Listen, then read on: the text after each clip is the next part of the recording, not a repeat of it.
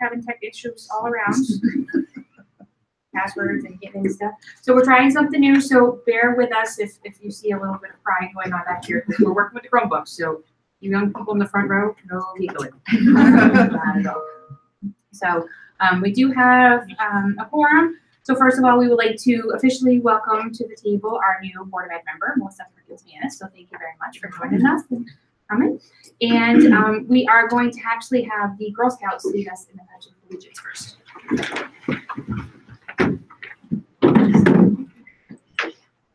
I pledge allegiance to the flag of the United States of America and to the republic for which it stands, one nation, under God, indivisible, with liberty and justice for all.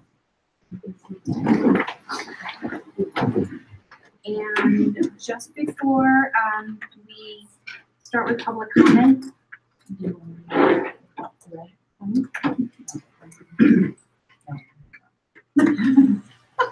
all right, we're gonna add a couple agenda items before we get started.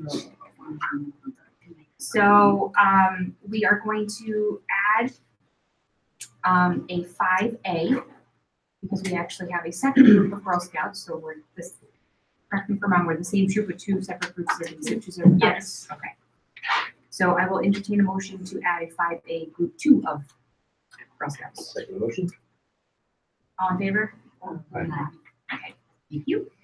And then under 6, we are going to add a B2, administrative review of the STAR data. So I will entertain a motion to add a 6B2. So moved. Okay. Made second. All in favor? Aye. Okay. And then we are going to add an additional item 6C3. We are going to add another retirement letter that we actually just received from Lyndon Compton Marr. And we'll discuss that when we get there. So I'll entertain that motion. So moved. All in favor? Aye. Depending on the month that we're in. Oh, okay. Okay. Public comment. Okay. I felt that. Okay.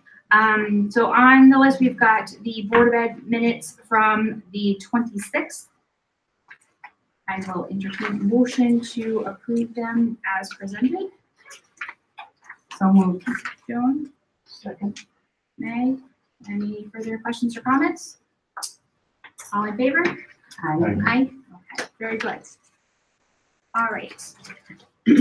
So first on the list, we have the group 1 of Molly Landis, Kate Landis, Alyssa Newson, Emma Russell, and Maya. Thank you. I knew I was going to slaughter it.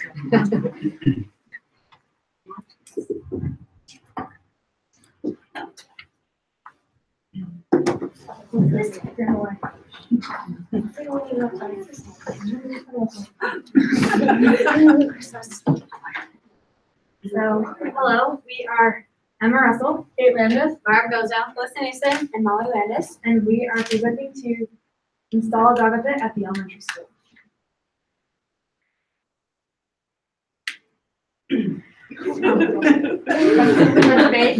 See, it's not just us.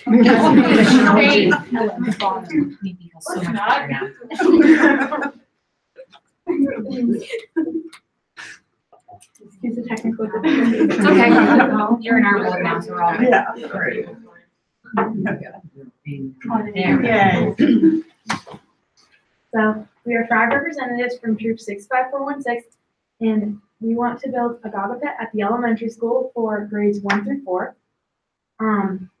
Just a little background on Baga. This game was originated in Israel, and it has moved over to the U.S. for the past few decades. Baga means hit or touch, and so in the beginning of the game, the ball must be dropped 3 times, and it means hit, touch, and then play ball. So,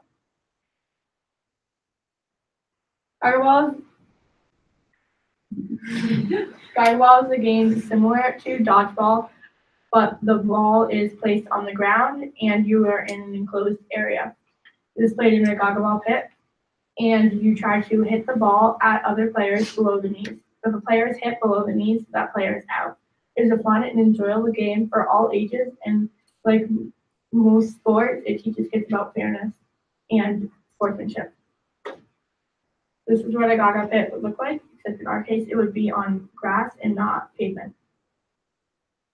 We were planning to put the Gaga pit between the two playgrounds for the preschoolers and the kindergartners and the first through fourth graders. That way both schools can play with it.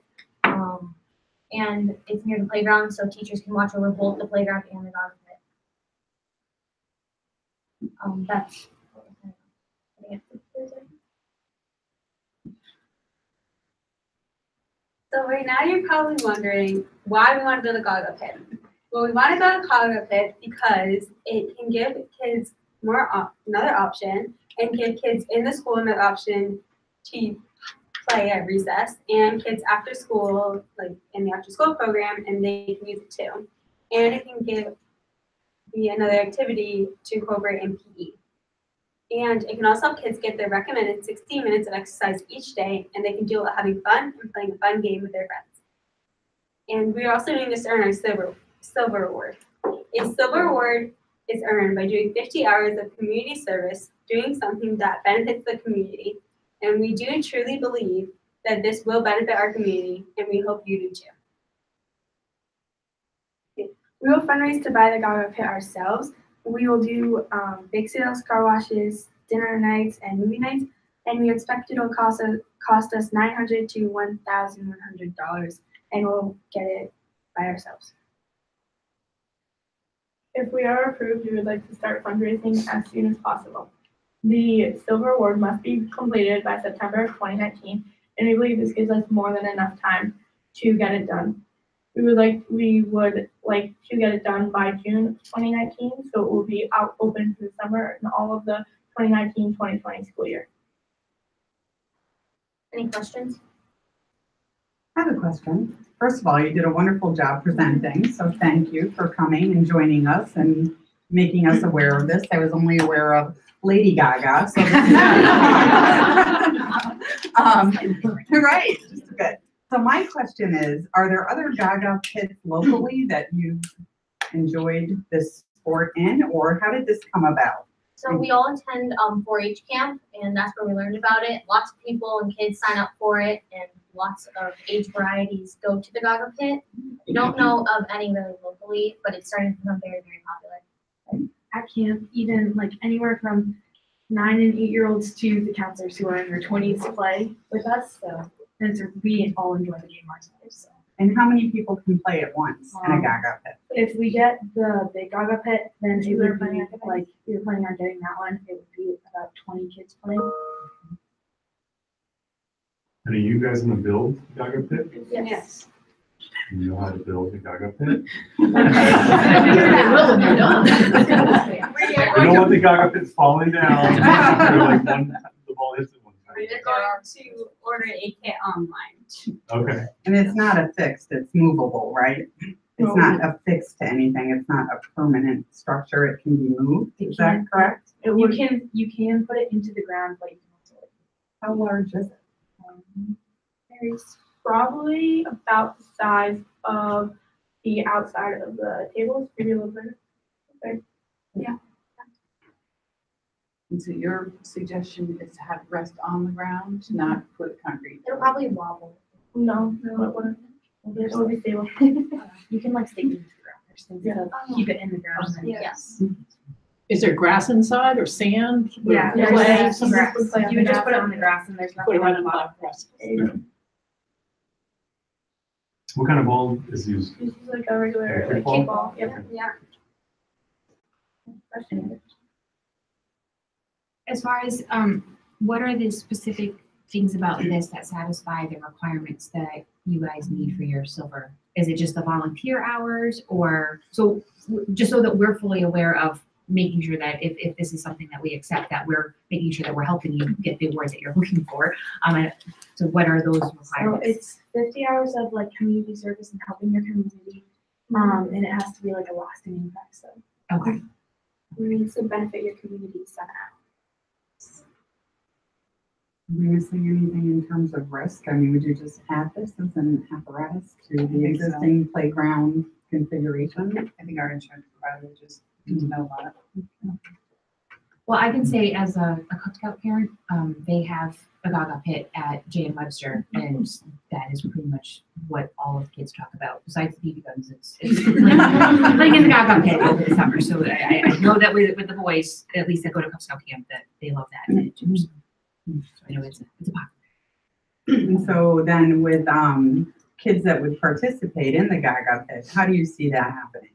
So if I go out at recess and there's 50 of us out there at once and we all went in the Gaga pit, We see teachers supervising the Gaga pit and being able to with the kids in it, and we believe that it would also help the kids learn about like fairness and things with knowing that like waiting, like they know that they would have to wait for a rock to be over because the rounds of Gaga ball would most likely not take more than 10 minutes.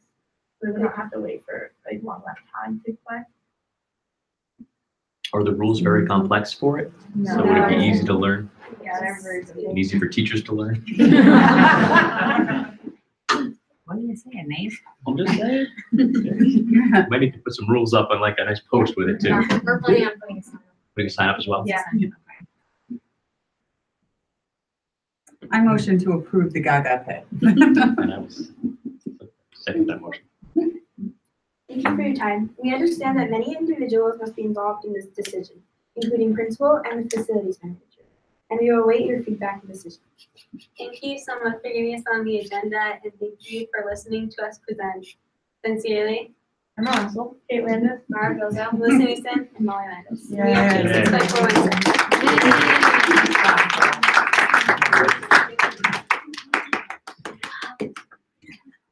So my question would be, do we need to investigate anything facility-wise first before we can officially approve it, just to make sure that? I think that just chromosomes are reasonable, just make sure they're finding the administrative, and then just finding the right spot, a little spot that doesn't have tree roots in it. You may need to be leveled off a little bit, but, I don't think there's any building permit needed for that. Okay, just making sure that there's no extra steps that had to be. Not according to our policy. So we need to that's the one motion or?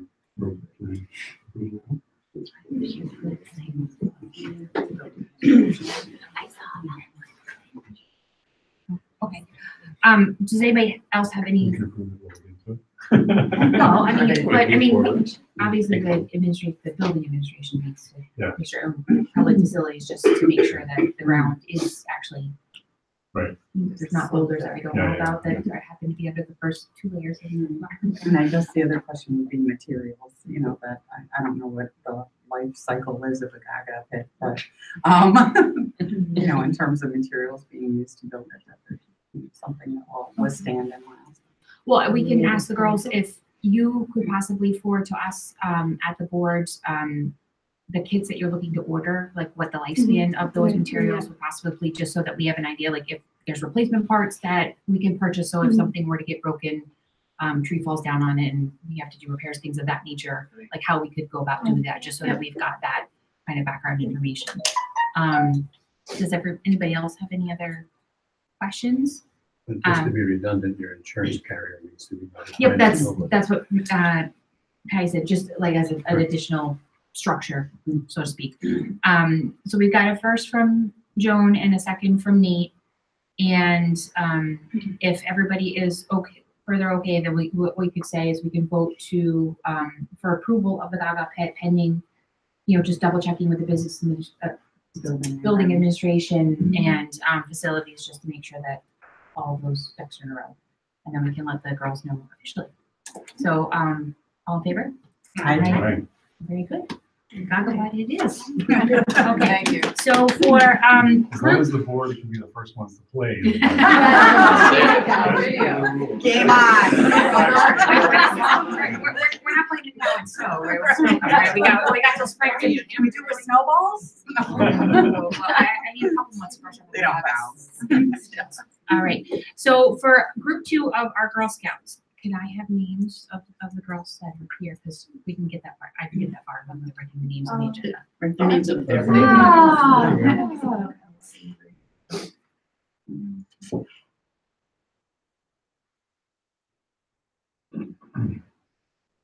Okay, so girls, if you would like to come up.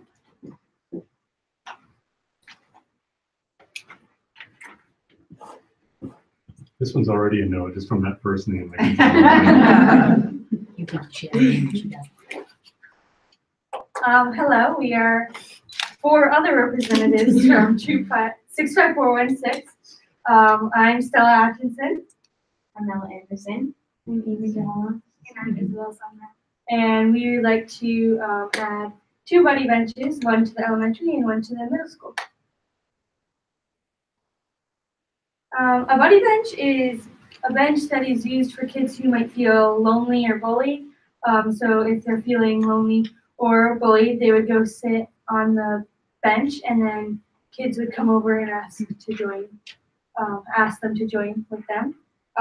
This is used at recess and when kids are outside and they feel like rejected, they could find a way to get in play. So here are some pictures of buddy benches. We would like to make ours colorful like these, so it stands out and lets everyone know that it is a buddy bench. The rules of the buddy bench are that if you're feeling like lonely, then you just sit on the bench and someone will come to ask you to play. And while you're sitting on the bench, you can just look around and see if anyone else see what people are doing and see if you can include yourself in it. You don't have to wait. Also, if you're waiting for someone and there's another person also waiting for someone to ask them to play, you can just turn around and start playing with each other. And the bench is not for socializing. You're not there to talk.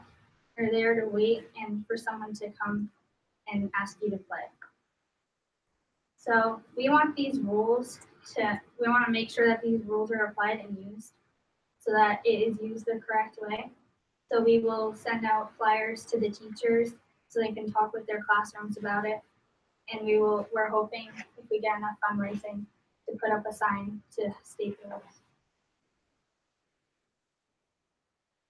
So why a buddy bench? As Girl Scouts from Troop 65416, we are trying to get our silver award. It's the highest award a cadet can receive, and you need to have 50 hours of volunteer work. If you complete it, it shows that you have dedication, leadership, and determination. We want to do this because we want to help our schools become like a better community and better. And we also want to leave our stamp at our school because it's our last year here. So why go? So our troop 65416 wants to make recess feel more welcome to kids. We want kids to come and have fun, and we want to have kids feel good and they want to come back.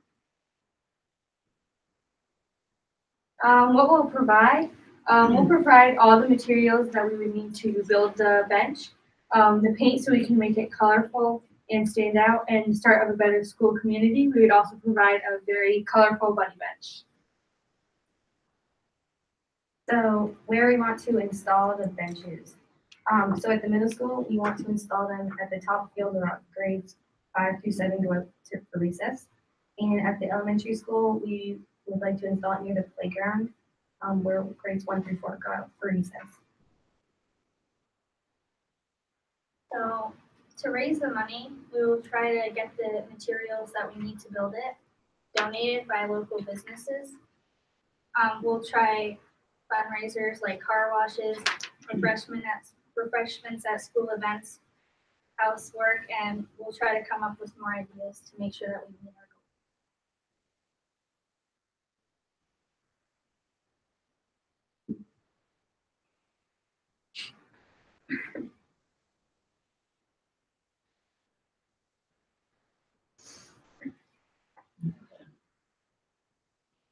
that was a video about start with hello. Start with hello, which we'll talk about.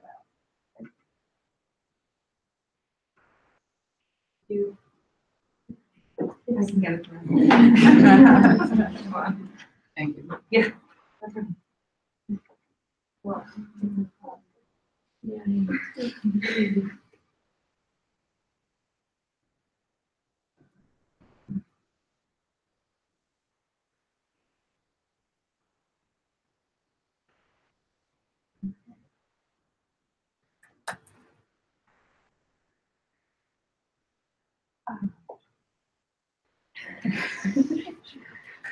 So while Mrs. Keys is working on that, did you guys say that you're gonna do some housework? Is that what We don't wanna see what I'm trying to I don't know, Jen, I don't know, I'm not seeing much housework done in our house, are you? Like one of these members up here. How do you start with your own house? That would be good. There we go. Okay, so slides, this one?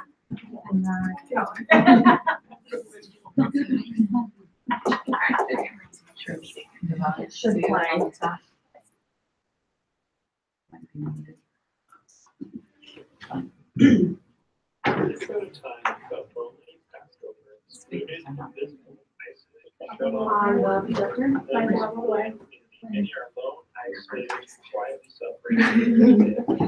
As a result, young people are lonely or isolated, can become victims of bullying, violence, or depression. Here in our community and in our schools, we want to do something about this, and we figured the best place to start was with hello.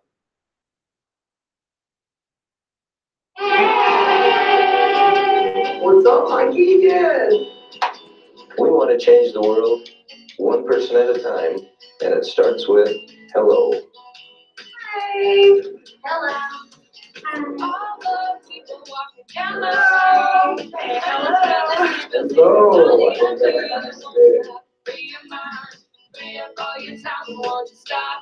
Say hello. Hello, hello. Hi. Hello. Hi, everyone. Hello. Hello. See when you're happy or you're moody and me. I don't really mind. Makes a difference to me. I want you.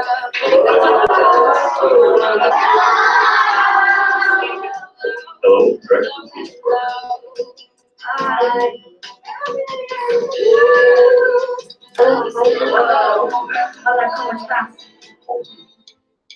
So please, let's start with hello. Hi. Hello. Hi. What's up? The sun is up and you're wasting time. Be a friend, say hello again and won't you stop? Say hello, hello, hello. I know it's you. What's up, buddy? So please, say hello.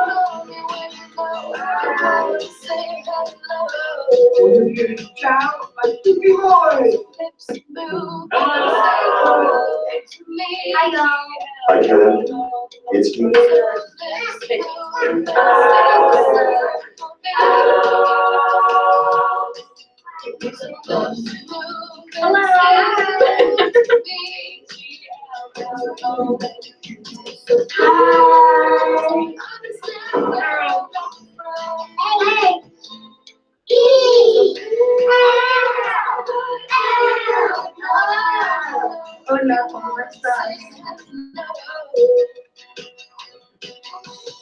Lips move and say hello. Hello. I just wanted to say hi. Hi, hello. Hello. Lips move and say hello to me. 안녕하세요.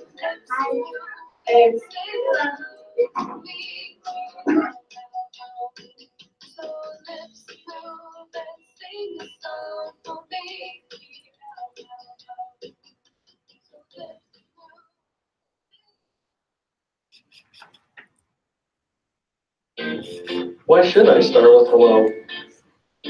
To to create a more connected and inclusive school and community. You will inspire others. You will create lifelong friendships. To make a difference in someone's life and help them feel accepted, included, and valued. This is what we want you to do. Reach out. Say hello to someone you hadn't even thought of saying hello to, or reconnect with.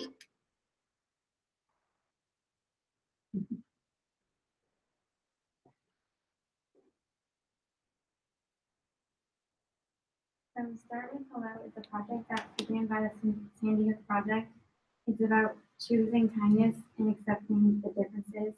And it's a great way to start the day with everyone.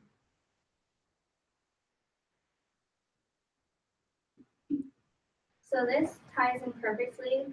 The bench ties in perfectly with Start With Hello, because Start With Hello is all about being inclusive and being kind, and the Buddy Bench does that. Does anyone have any questions? Do you have an idea of what the cost would be for all of those materials that you need to make the benches? Well, we're going to see how many donations we could get from some local businesses, and then kind of go from there. And who's gonna build the benches?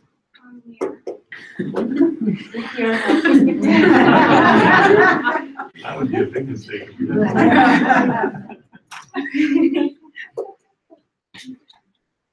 So you guys are gonna build the benches now? Yeah. How big are the benches gonna be? 3 to 4 people. Okay. That's pretty good. Very similar to the question about material. What do you guys plan on building out to make them last through the weather? Well, we're going to try to build at least 1 or 2 out of, well, try to build both of them out of track deck. So it's more stable and will wear. We're going to try to cement them to the ground so that they don't move. Very cool.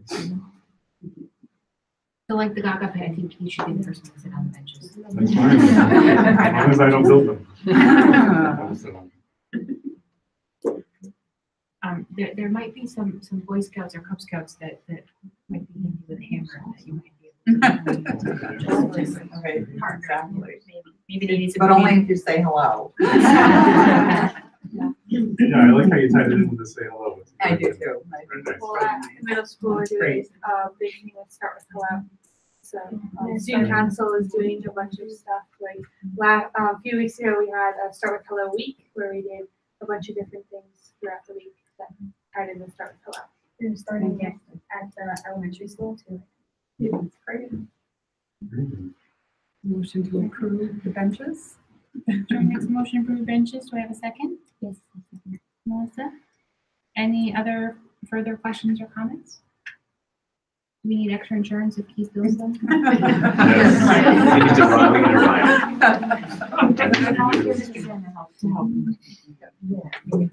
All right, all in favor of the Say Hello Buddy benches? Aye. Aye. Very good. Thank you very much. Thank you, girls. Appreciate it. I just want to say thank you. Yeah, exactly. So proud of all the kids that are here. Thank you, families, for being so supportive, the board for being supportive. I know that the school community supports our kids, and you guys make an impression here, so I appreciate that. You feel free to get up and go home.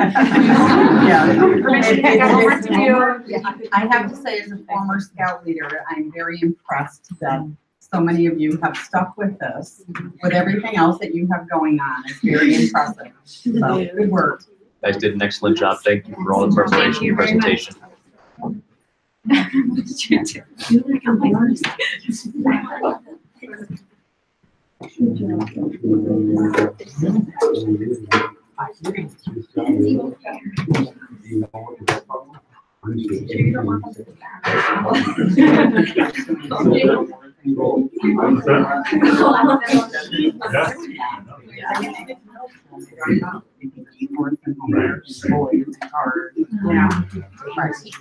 Patricia, follow that act.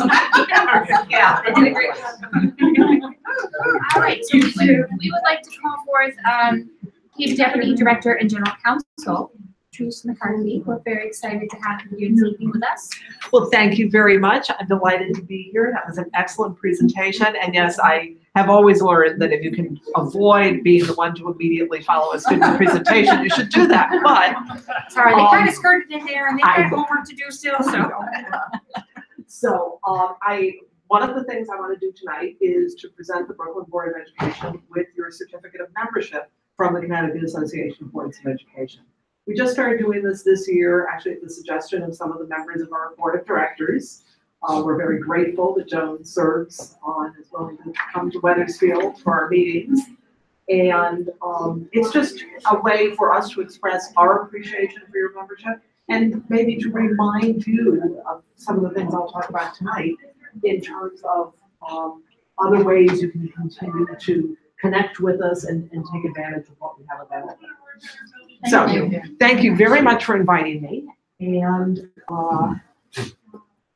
let me talk a little bit first, just briefly, about some of the ways we interact with our member boards of education, and then give you an update on several of the task forces that are meeting in the interim between legislative sessions.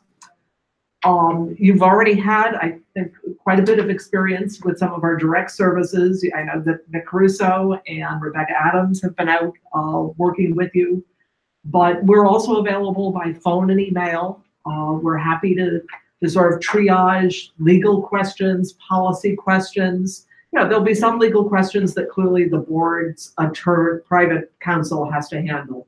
But the routine FOI types of issues, you know, we're answering those all the time, and we're happy to do that.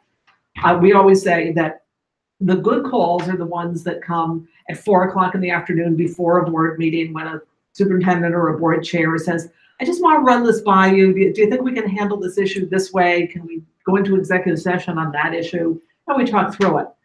The bad calls are the ones that come at 8:30 in the morning. And there's this very tentative voice.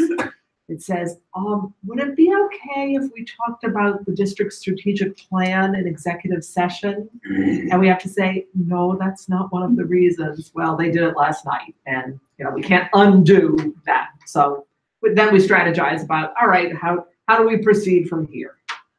Lots of questions these days about social media. Not just students, not just teachers, but public officials.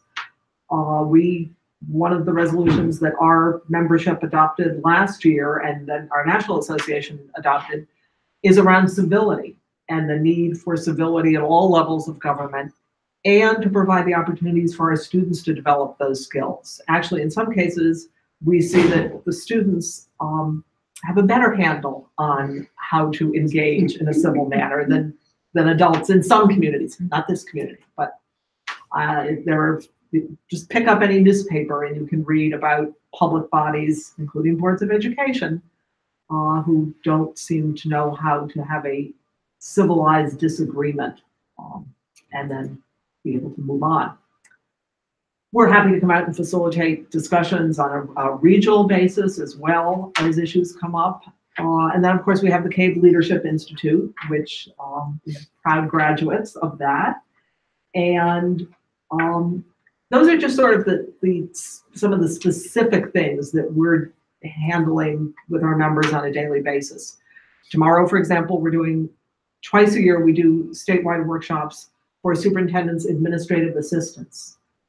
A key group of people that ask the best questions in the world, and they're the front line.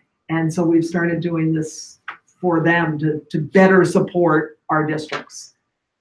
We also offer webinars. We know that getting out of your work or your home is often very difficult. Time spent traveling is not always the most productive time. And so the webinars, which we then archive on the CAVE website, are another way to provide some professional development opportunities without anyone having to travel any great distance. We're delighted that 2 of the board members and the superintendent are registered for the CAVE CAPS convention. We look forward to seeing you there. We're very excited. Dr. Mark Brackett is one of the keynote speakers, and the focus on social and emotional learning is clearly so important, and is illustrated by the students recognizing the need for things like buddy benches. We develop our positions through our delegate assembly, which happens the day before the convention begins. And then in December, we will be establishing the association's legislative priorities for the upcoming year. Now that's going to be more important than ever this year because people ask me, well, what do I think since I work in government relations as part of my duties? You know, well, how do I think the election will turn out? Well, I'll tell you, I have no idea and I'm making no predictions. But I do have a couple of things I know for sure. We will have a new governor and we will have new leadership of the Education Committee. And I can say that with certainty because the Senate chair of the committee, Gail Schlossberg, chose not to seek re-election. And the House chair, Andy Fleischman, lost his primary. So no matter what else happens, we will have new individuals in those key positions. One of the things we do, and I know it's already set up, our area legislative breakfast will be in Brooklyn. Thank you for hosting that. And that really is such an important opportunity to build on relationships that you may already have with legislators, but also develop new relationships because there's always turnover and not everyone who runs for the General Assembly served on a local board of education, but they all went to school. So they think they have a lot of answers that may not necessarily be the best approach for our students and for our communities. With that, then I think I'm going to talk about a couple of the task forces. One is meeting tomorrow and it concerns classroom safety. And this task force came out of a piece of legislation that we opposed, and ultimately it did pass the General Assembly, but the governor vetoed it and promised to set up a task force to work on the issue. The original legislation would have allowed classroom teachers to unilaterally remove a student that they felt was being disruptive from the classroom, and it would be up to the classroom teacher to determine when the child could return. That raised a whole host of legal issues with respect to special needs students, with respect to the logistics of, we're all working very hard to reduce the number of out-of-school suspensions. Where are these children going to go? So there were just innumerable real concerns about the legislation, and no provision for, in many cases, what school officials told us was, if I had a social worker in the building, I would be able to send these children who I know need some interventions to the social worker, but I don't have the social worker, so just taking them out of their classroom isn't going to help the student at all. The legislation that we're now looking at is better. It does not have some of the same burdensome requirements that the previous legislation had. For example, that there are still things that we're working on, that we'll be working on tomorrow, and we work in coalition. We work very closely with the superintendent's organization as well as the principal's organization. So when we're able to come together and say, listen, the people running the buildings, the people responsible for administering the district, and the policymaking body, the Board of Education, all have these concerns or all support this approach, it's very powerful. So one of the things we have to work on tomorrow is the current legislation, the current draft would require that there be a report at every Board of Education meeting about any disruptive activity in the classroom. Now, you're exactly the type of district that we use as an example. We don't identify Brooklyn, but we say, we have a number of districts that are very small. They might only have one second grade classroom. So if the superintendent has to report to the board that there was an incident in the second grade classroom and here are the interventions, you're going to know who that student is. That violates their right to privacy under federal law. It also does not create a healthy atmosphere in the community. And that is a real concern. So we're working on that. The legislation has been scaled down. Originally, it was going to require that if there was an incident, that the parent of every child who witnessed the incident, so think about something happening in the cafeteria, you're now notifying and of course you wouldn't be able to give them much information because of the federal law protecting student privacy, just enough to make them anxious and ask their son or daughter when they come home from school, what happened in the cafeteria today? And go to Facebook and start posting about it.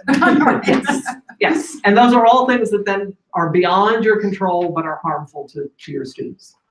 So we're continuing to work on that issue. Special education costs. There's a task force looking at the potential to address special education costs through an insurance type model. We are doing a lot of due diligence because there's a lot of concern that while the proponents of this approach say, well, it'll give you certainty, it'll avoid those, a student moves into the district and it's $100,000 out of district placement and you suddenly have this big bill in the middle of the year. It would smooth that out, but the problem with any insurance type program is what happens to your required contribution in the next year. So it doesn't solve the fundamental issue of the cost of special education and the fact that neither the state nor the federal government have fulfilled their commitment. So there's going to be a careful analysis of how this would work. And of course, there would be administrative costs attached with this kind of approach as well. So there will be due diligence and a report back to the legislature on the feasibility of that approach, which is much better than the legislature deciding in the last 3 hours of the legislative session that this is our new approach for funding special education and adopting it.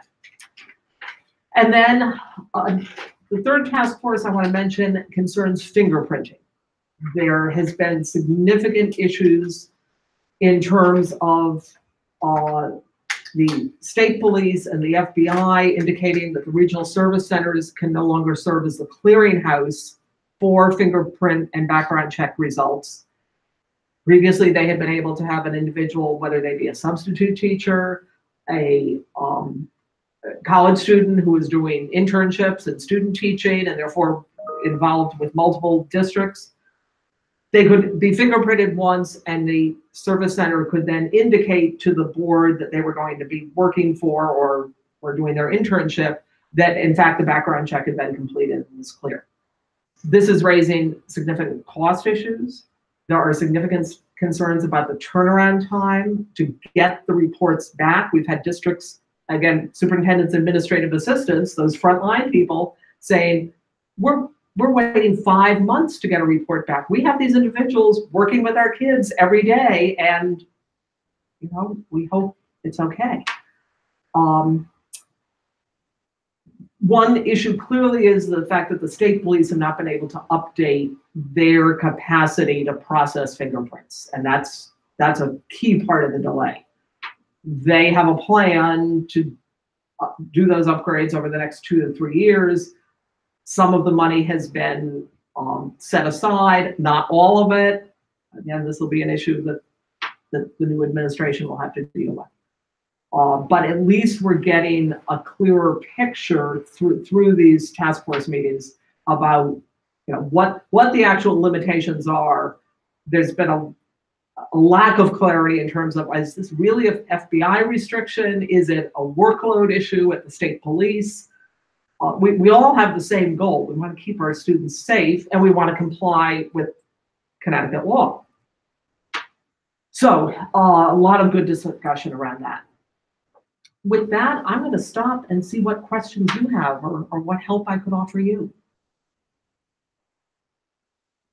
I mean, I've been to multiple key trainings and love just the breadth of knowledge that you help us in bringing board members together from different districts. And I've said it multiple times at this table. I love coming back and saying, wow, no matter how messed up we think anything possibly, it could be worse. Sometimes, our issues are nothing that's going on, We're happy being a little bit. It's nice being quiet and, and especially our relationship with our Board of Finance and our Board of Selectmen is stellar compared to the non-relationships that exist in other places of the world. So I'm very grateful that we have that ability to have Jeff sit here at our table and have a good relationship between those two groups, because there are other areas that can't even be in the same room with their right without something bad going on. So it's definitely eye-opening, just to see what goes on in the rest of the state. And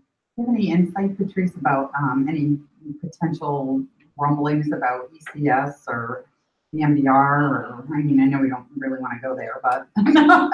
You know, a lot will depend upon what the makeup of the General Assembly and who sits in the governor's office. It's a hard time to make major changes in ECS when you have such fiscal constraints at the state level, because the whole issue of winners and losers is a real issue.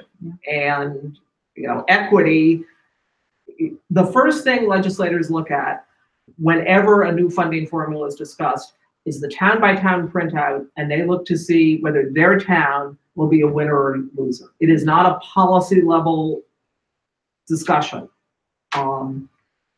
And so, no, I don't anticipate, at least in the next legislative session, major changes. How about regionalization, since there's so much going on with, you know, CCM? I know there's an initiative to say that, you know, the municipality or the town itself should be handling Board of Ed activities, or at least according to the agenda I read for Tuesday.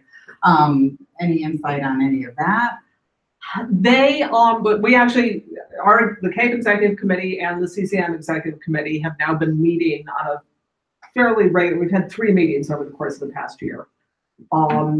The Executive Director of the Superintendents Association and I are doing a workshop together at the CCM convention on civility and boards and municipalities working together more effectively. I do not see, again, in the immediate future, forced regionalization. There are too many examples from neighboring states where it didn't save money. And I mean, Vermont is still going through this. And it is, you don't really like to drive by a high school with a sign in front of it saying, save our school. So it just brings out, I mean, we have communities that struggle for years to redistrict students within their own community when they need to close a school or align enrollment. So forcing, but clearly there is a need for continued discussion about regionalism. And I make that distinction. Regionalism doesn't change a governance structure, but it is the voluntary coming together for one or more shared services. It can be with town government, it can be with 2 neighboring school districts, 5 neighboring school districts, and it can be different combinations. It's sort of like coalitions that we're in. You know, we're in coalitions around some issues with people that on another issue, we would never be able to reach agreement. But if you can join with 2 other towns for 2 other boards for one purpose, do that. I think that needs to continue to be re-examined, because, you know, some boards looked at shared transportation services 20 years ago and it didn't make sense. Well, it's probably time, if it's been 20 years, to re-examine them. Well, I know that Patty and I had gone to EastCon, had done meetings about regionalism and you know, just putting things on the table, things that people maybe not have considered before of sharing services, whether it was in between towns or between districts. And you know, there were some districts there that's like, no, the transportation is just not going to work because we're at, you know, 75 miles apart or whatever. Right. But you know, it was just kind of opening those conversational doors to try and think outside the box and think at new solutions. And it's also going to be very important for you to be able to say to your legislators who, you know, everyone believes that, well, if only you did things differently, you'd have all sorts of savings. You could cut your budget in half. To be able to say to legislators, no, actually, we looked at that and there was no savings, or the savings was so minimal that the disruption for our students being on a bus for an hour and 20 minutes each way was not something we could support. Having that information is very powerful. Hope you don't take offense at this, but can you explain to me how what you just described about regionalization isn't really a de facto position against regionalization? Well, there is nothing that says, and we have examples, obviously, of a number of regional school districts in the state, that if who made that decision to come together in a new governance structure. Now, I will say that in some of those cases, they now wish they could get divorced. And there really is no way, it's an incredibly difficult process to unregionalize. So it really is a matter of what we are very supportive of is local choices being made in the best interests of the community. But not the consolidation of school districts. If a district, not the consolidation decided at the state level that the legislature would redraw district lines, no, I think most communities would end up saying, we're not happy about this. So one conclusion from that is that Connecticut already has the optimum number of school districts. No, I think that may change over time. It certainly has changed over time. I see in some cases. I'm not trying to bait you into something. No, but I think it's fairly clear that there's no momentum from CABE for consolidation of school districts. And fixed costs among school districts one of the few ways they can be reduced is to reduce the overhead in the large number of school districts that we have. I love my town. I love our little school district, but you can't continue to have hundreds of school districts in a 3.5 million population state. We have more school districts than half of Texas does. There are governance models that are different in there are county structures in some of those other states that add another level of administrative cost to the picture. So all we say is there shouldn't be a legislative solution to this that is forced on every district. Okay, thank you. And it does seem as though, time and time again, just thinking about our area, what's happened with Scotland and Hampton, now what's going on with Ansonia and Derby, that this continues to be tried and continues to fail. So, something with the process is broken. And it's, I think, the issue of force. And it's also the issue of people do want to protect, if I live in Scotland, I want my child to go to a Scotland school.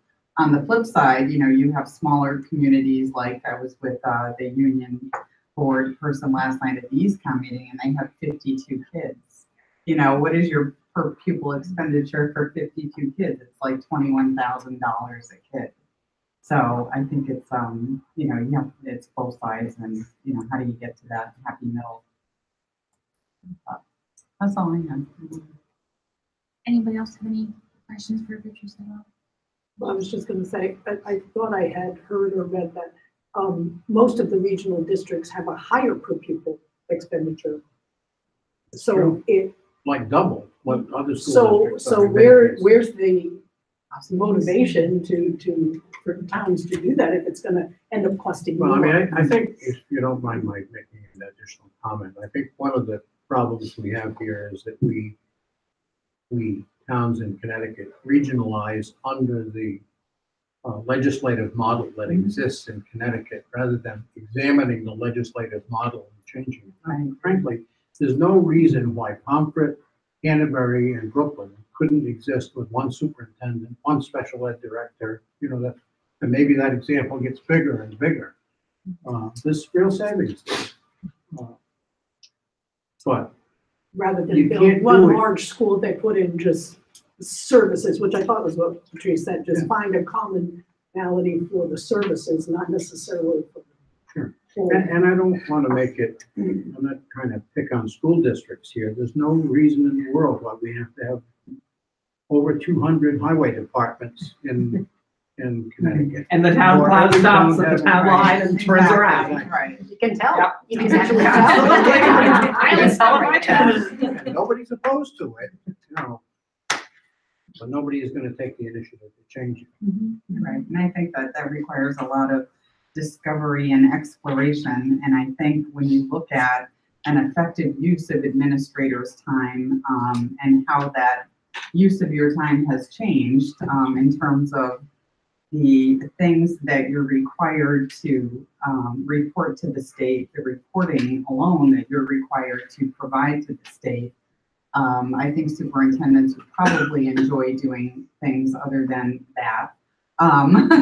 And I think that that's probably a big part of it. So I would beg to differ with you that one superintendent would work for those 3 towns, but that's just my opinion. Well, we can have a larger discussion, because there's no reason that the superintendent has to be ordering food for the guest or other trivial tasks. We're trying to fix it. Exactly. That's a whole other discussion. Somebody better order the food, that's all. I did have one question in terms of the delegate assembly. Have there ever been towns that have partnered together on writing resolutions? You know, in my somewhat lengthy history, I cannot recall that. I was No, thinking about but that, there is certainly you know. nothing that precludes that, or from one town drafting a resolution, adopting it, and then going to some neighbors or some like-minded towns and Right. saying, but, you know, are you interested in Yeah. being supportive of this too? I was Certainly thinking- some of that happens at the Mhm. delegate assembly It through the does, course of the We'll partner conversation. up, Sure. I was thinking of that last night at EastCon, you know, with the districts that were represented there. And some people, as we know, do it and do it very well. Vernon is always very prepared. And I think that in terms of a board learning how to get to that place and to be prepared to write resolutions, that may be a mentorship or some kind of partnering with a local town. Yeah. And the other thing, if a board has an idea for an issue that they want addressed, all you have to do is call us and we'll help you write the resolution. You don't have to come up with it yourself. If you identify the issue, we can either tell you, yeah, you need statutory change, or that's a federal issue, so we need to craft it that way, or actually, maybe we don't even need a change in law. We can figure out how to manage it otherwise. But we're happy to help. You're not on your, I'm very sensitive to the fact that you do not have an army in the central office to research and write resolutions. That's really good to know. All right, next year we're going with resolutions. Yeah. Keep representative. Right.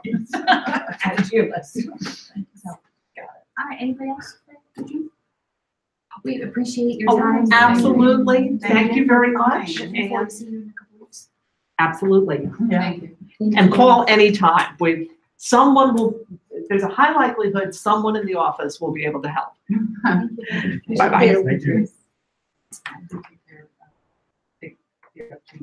I call constantly. Email them. They're on speed. Yeah. No, they're on.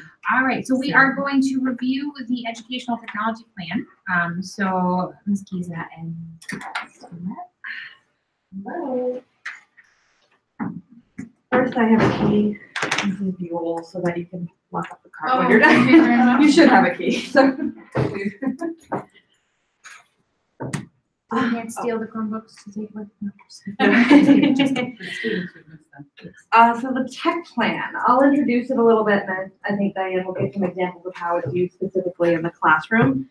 So the tech plan is updated every 3 years for a little over the past decade. It was initially done to approve grant funding, to help us get grant funding to fund some of the infrastructure and the technology that was coming into the schools. And now it really is not only for that purpose, but to help us kind of plan and look forward to what we might need in the schools between both the elementary and the middle school in terms of both infrastructure, professional development for the staff, support, assessments, as well as just tech infrastructure and hardware for the students in the classroom. One of the things that we have in this new plan that you should have, I think, in front of you, some of you have a hard copy, some of you have it online, is we've updated a lot of the infrastructure and budget pending. By 2019, we're going to be updating it again, really to help the network kind of expand and speed. I've come on with Jeff Kelleher to recently kind of help with the technology, so it's working in progress with a lot of the software. He does a little bit more of the infrastructure piece, so I'll leave that to him. But with the software in terms of the Chromebooks and things that we have in the school, we will now have 9 working Chromebook carts that are in the middle school. And that is, as Diane is going to attest to a little bit, very important as we've just started using Discovery Education textbooks for both science and social studies. So we have 2 dedicated Chromebook carts to each grade level in middle school. And We are looking in the next couple of years, it is within the plan to start discussing a one-to-one policy for our students in the middle school. Because we really do see that even with the 2 Chromebook cards dedicated to each grade level, students are using the cards every day. And staff are using the cards every day. It really is important that we, in looking ahead, realizing that, you know, things are updating constantly. There are always new apps and software programs that they could be using. It is really something that we need to be considering, especially in terms of the Chromebooks. They are pretty, not cheap in the sense that they're not quality, but they're definitely more affordable than, say, an iPad. And so that's kind of the direction that we're looking, and we're looking to have that discussion probably sometime this year.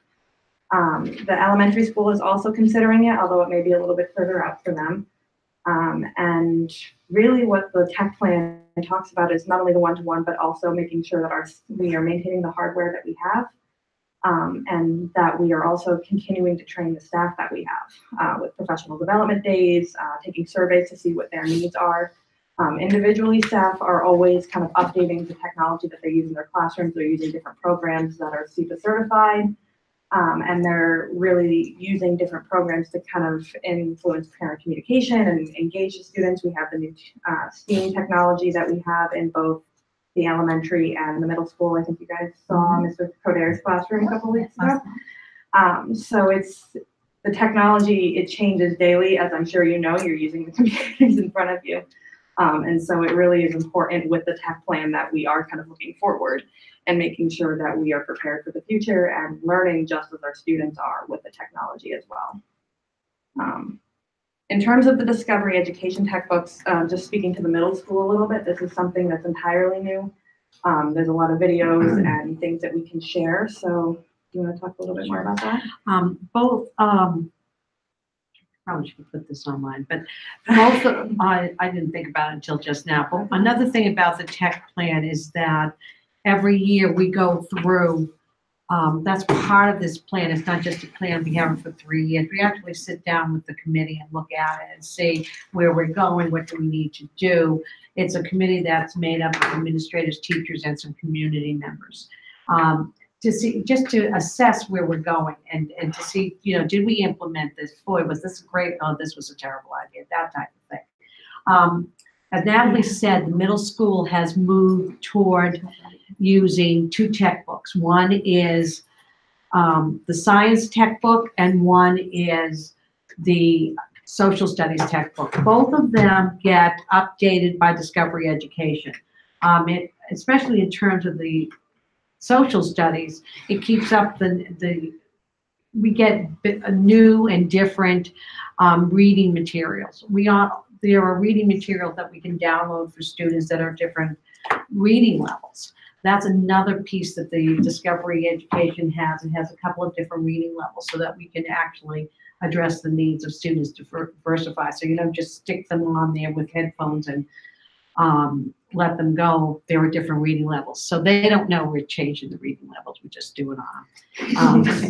But, you know, but there's that embarrassment type thing. Oh, well, they look exactly the same. And if I put them both up here, you're not going to see unless you're going to actually do that. So to me, that's like a wonderful part of this Discovery Education, is the kids can actually read the things. The other part is that we can actually assign work to them. And they were really shocked that we could actually see what they were doing. And we can go back and forth, and it's almost instantaneous.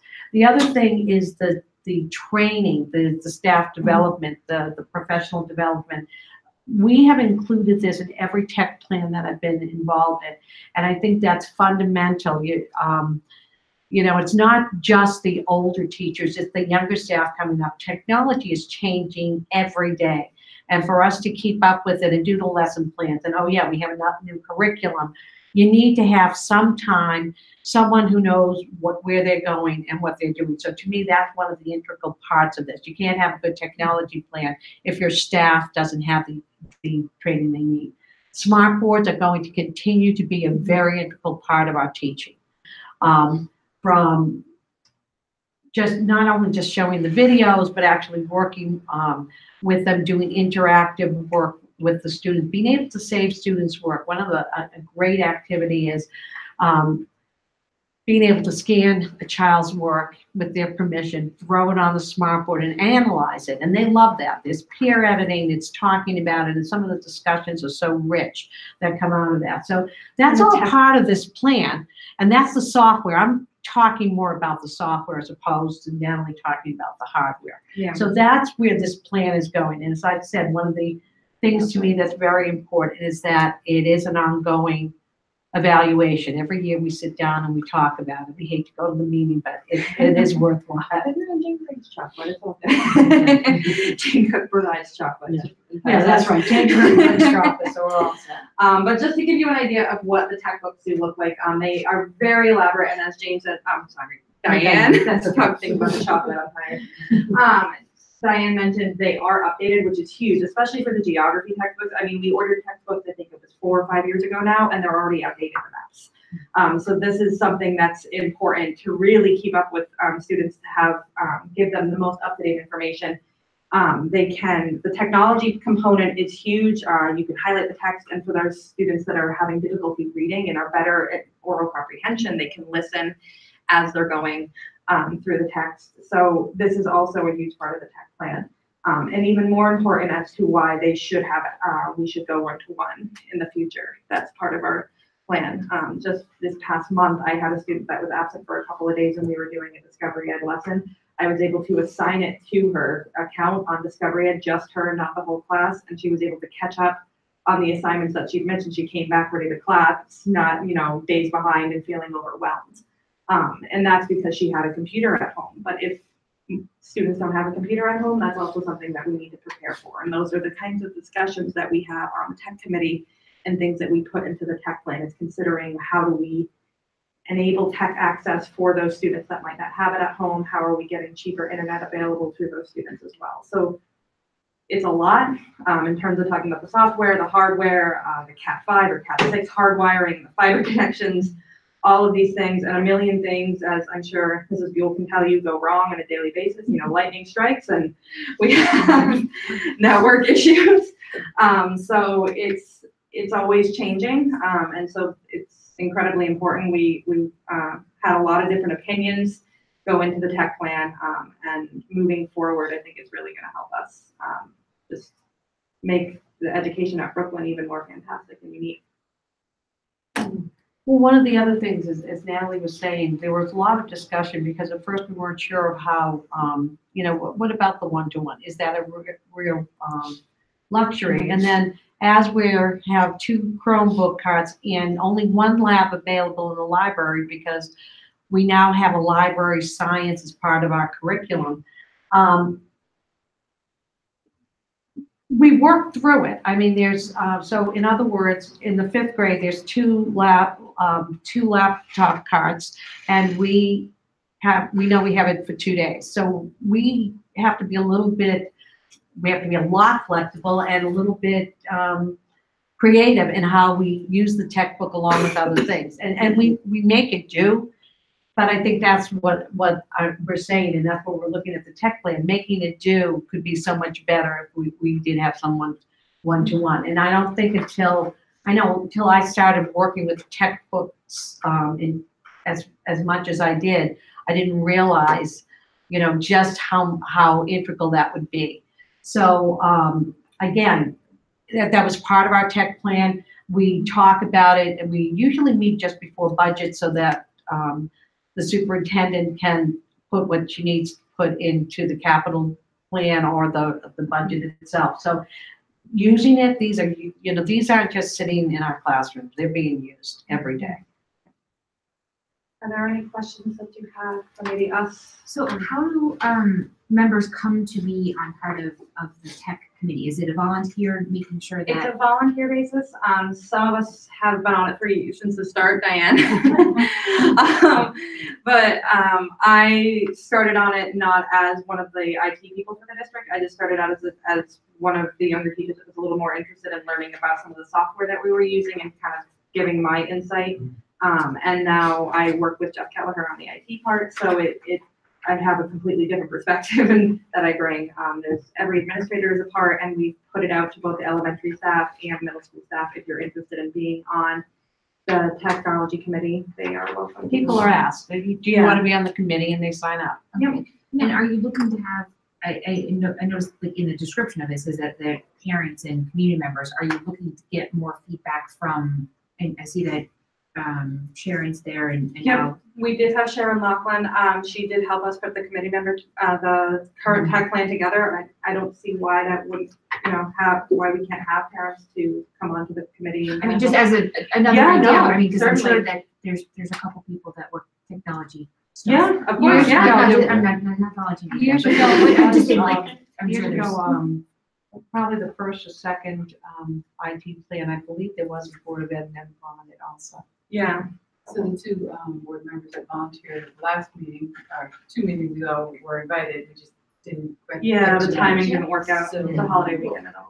There is, our committee structure has technology as we do. Well, but I meant like as like not board Just members, as just like as other Parents. parents or community members, just Yeah. their expertise. I'm sure we've got plenty of people in Brooklyn that just as, again, another voice of looking at things differently. Exactly. and- Yeah, no, Okay. certainly, yeah. When is the next meeting for the meeting? It was scheduled to be, on election day, November 6th, that's the next PD day. But I know we missed our data team meeting with James Hook this past week. Yeah, so I'm not sure, I think I have to talk to the administration to see if they're gonna kind of swap out and have the data team meeting on the 6th and reschedule the tech committee, but, we can definitely keep you in the loop. Okay, that'd be great. Thanks. Yeah. And how long have you been using the tech book?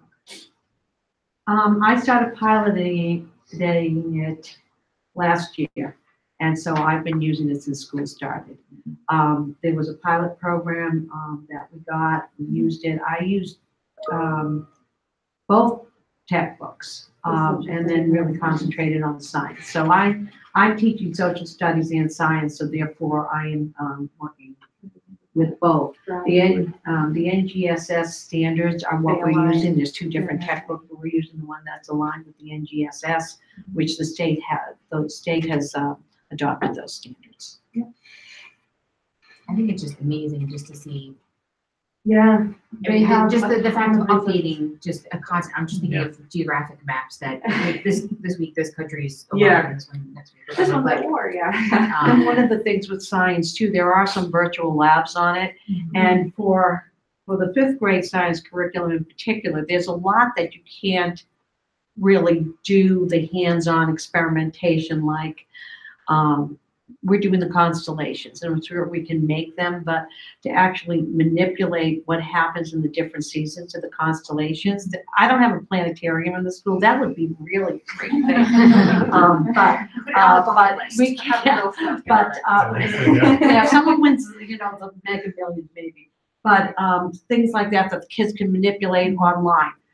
They're very comfortable with this, which I did not expect anything different from them. So it's a case that to keep them focused and to get the assessments. And so if I assign something to them, there are questions there, and I can go on and I would, and I'll look and I said, you didn't answer this question.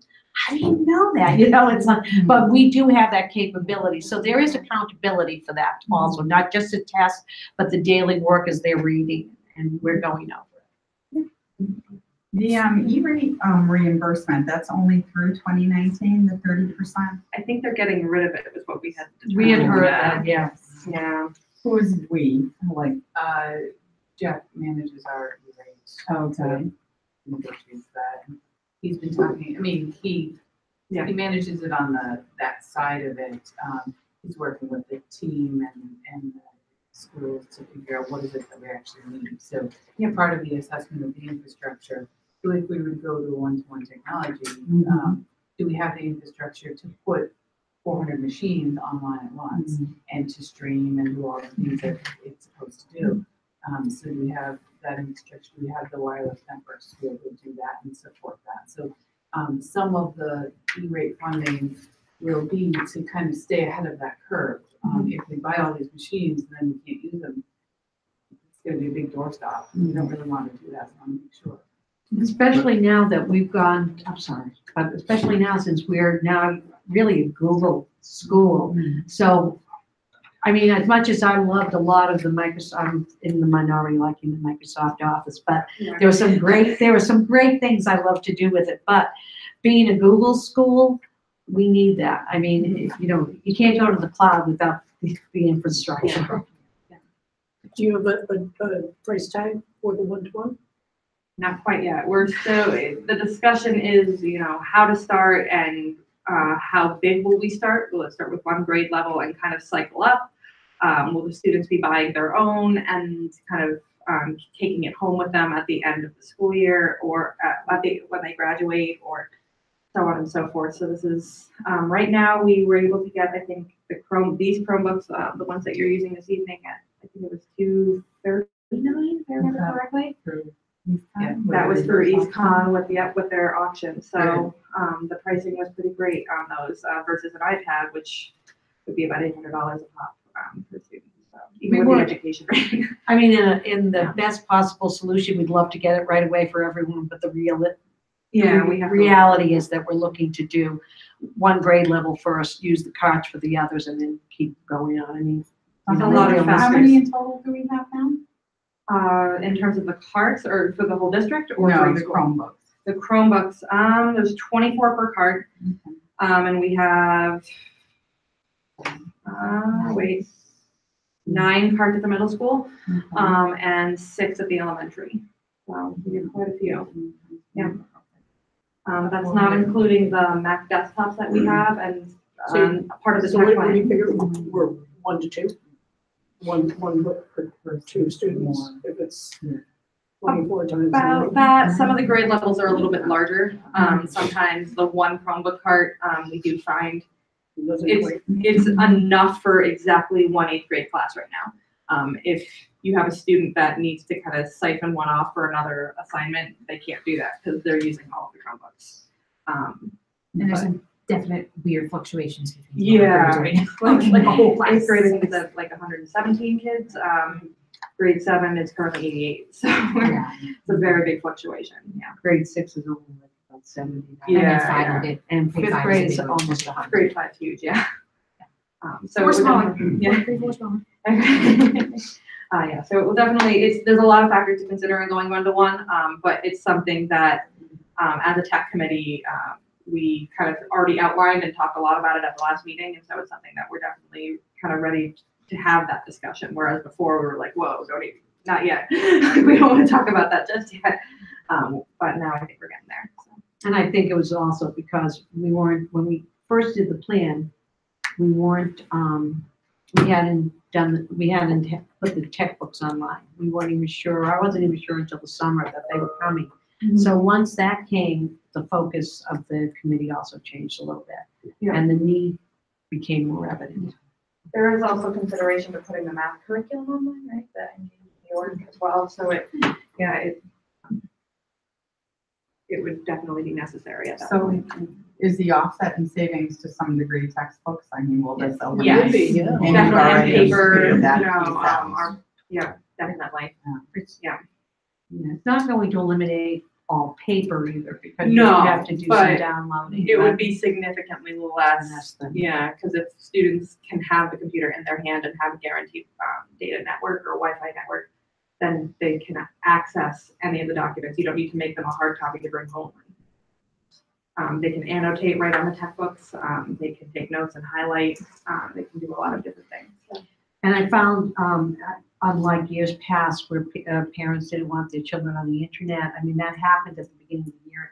I can talk about my classroom, and I didn't have permission slips. So I said to the kids, well, I will download everything. So I did, and they were highlighting. They can also highlight on this too. This is the neat thing. We can do all their language arts skills on that. I just thought about it. And it was amazing. I got those permission slips like the next day because it was like, but then the parents also saw what I was using it for too. So that is a whole learning curve for everybody. But we can use some of the skills, like they can highlight, they can do notes in the textbook. It doesn't, and it saves on their account, so it doesn't erase everything they've done. It doesn't do away with actual learning to do notes, taking notes, keeping in a notebook. but it certainly does help with the reading, because in a textbook, you would not be able to highlight or do those underlining. So that's an advantage, I think, right there.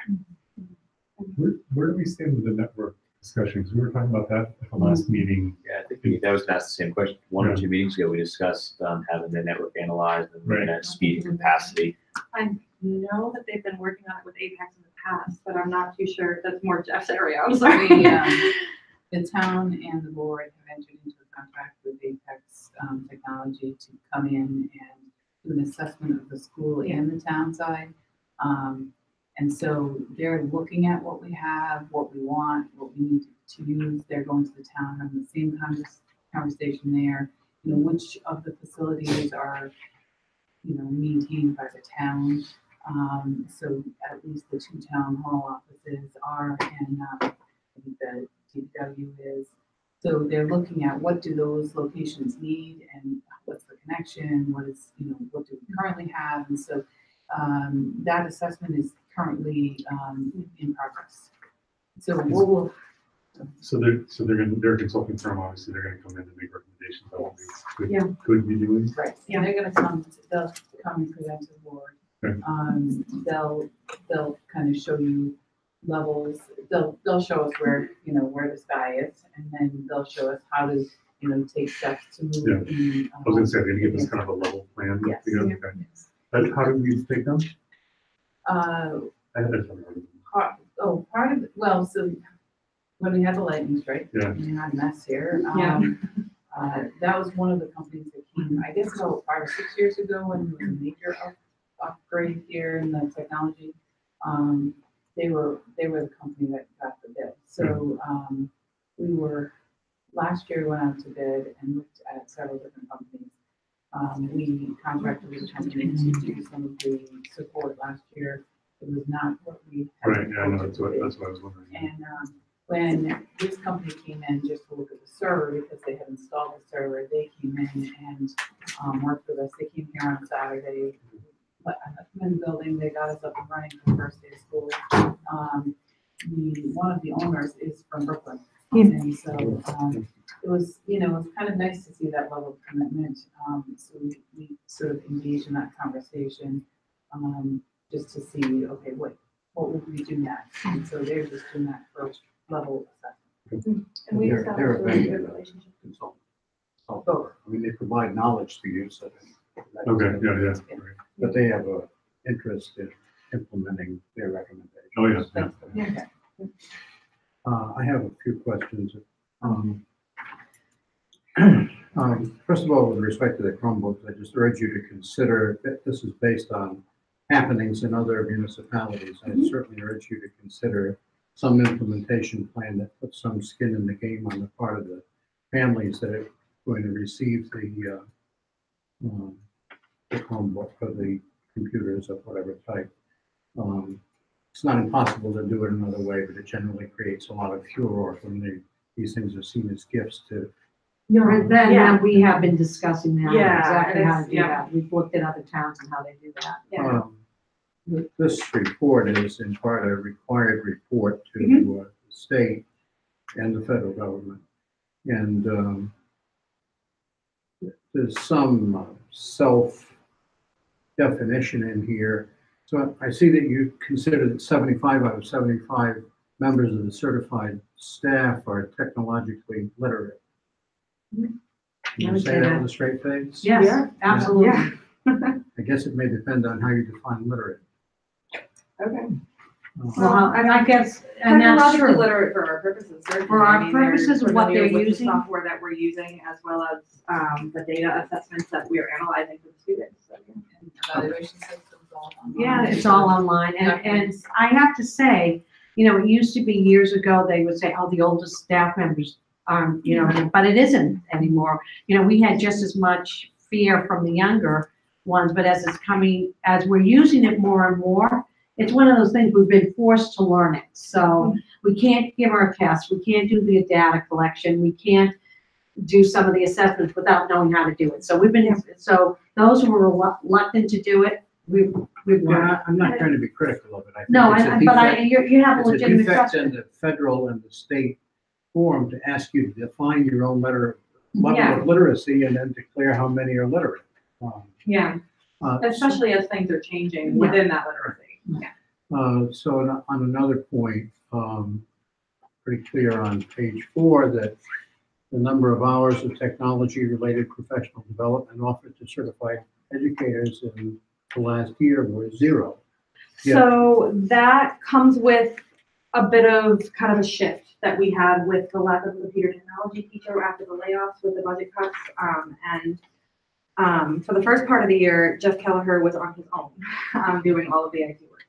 And so Glenn Lessig used to kind of run through the he would be the one to call in was it Len Reedy and Jane Cook to do some of the training on smart boards, Google Suite for education, and all of that. And so I think our priorities our focus was elsewhere in the past year, not negatively so, but just that was where our focus needed to be as we adjusted to and schedule all of that. The point I was aiming towards is not to be critical of the 0 hours in last year, but it's clear through the rest of the report that ongoing professional development for teachers and other people, as well as maintaining or maybe improving technological literacy of students, is a central point in several pages here.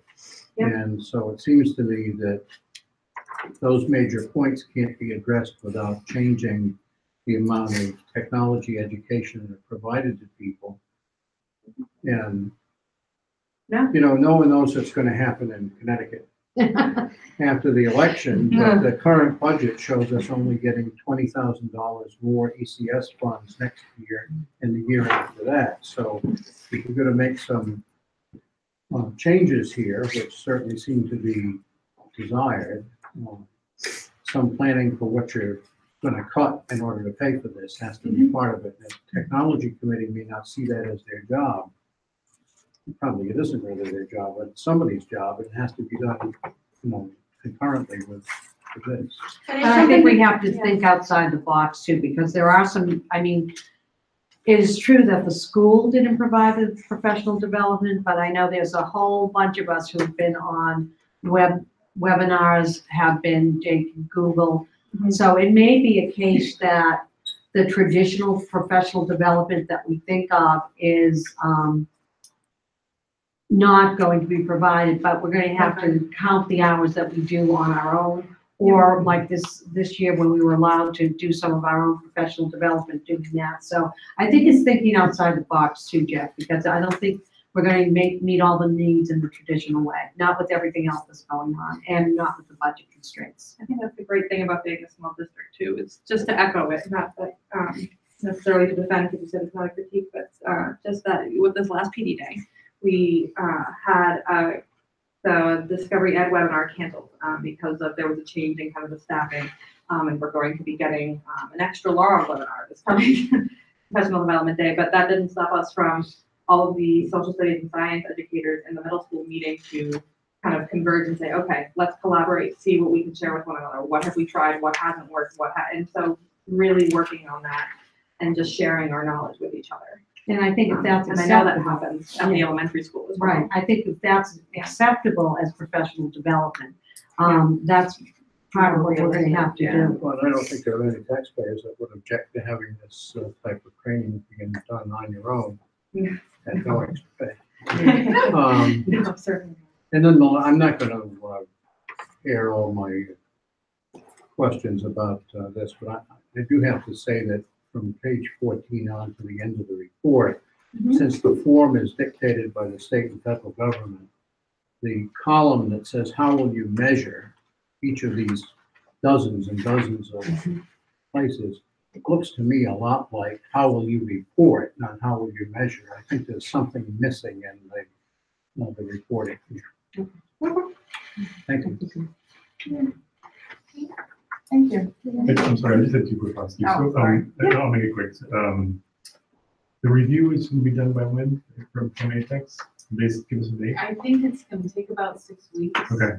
For them to get back to us. I think I met with them. I was just talking to Jeff today about it. I think he and I both met with them about 3 weeks ago. Okay.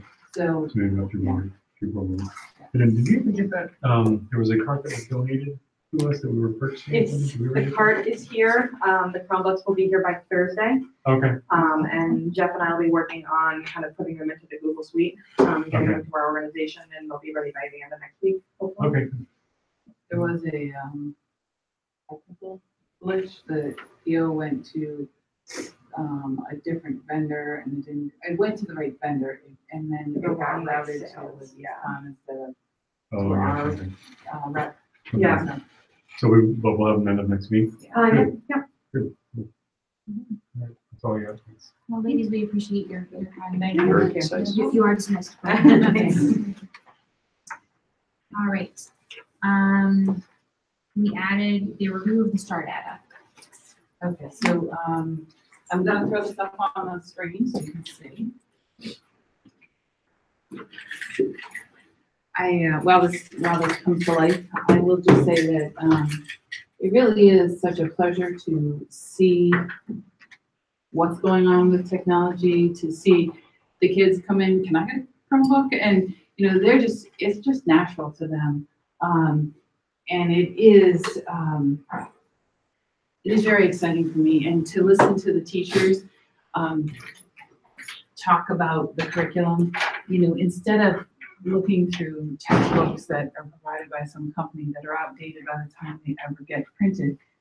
It's just nice to see them be able to go in, you can't say enough how you can alter the reading level for kids. It just changes the level of engagement for them. So it's just exciting to me. And just seeing all the kids here tonight, that's what this is all about. So it's just nice. Let's see if I can turn this up.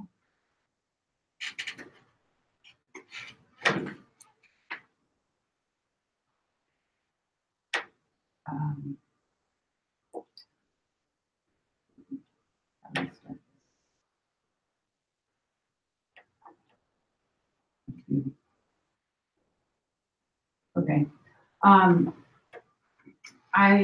We talked about this in September. The administrators came.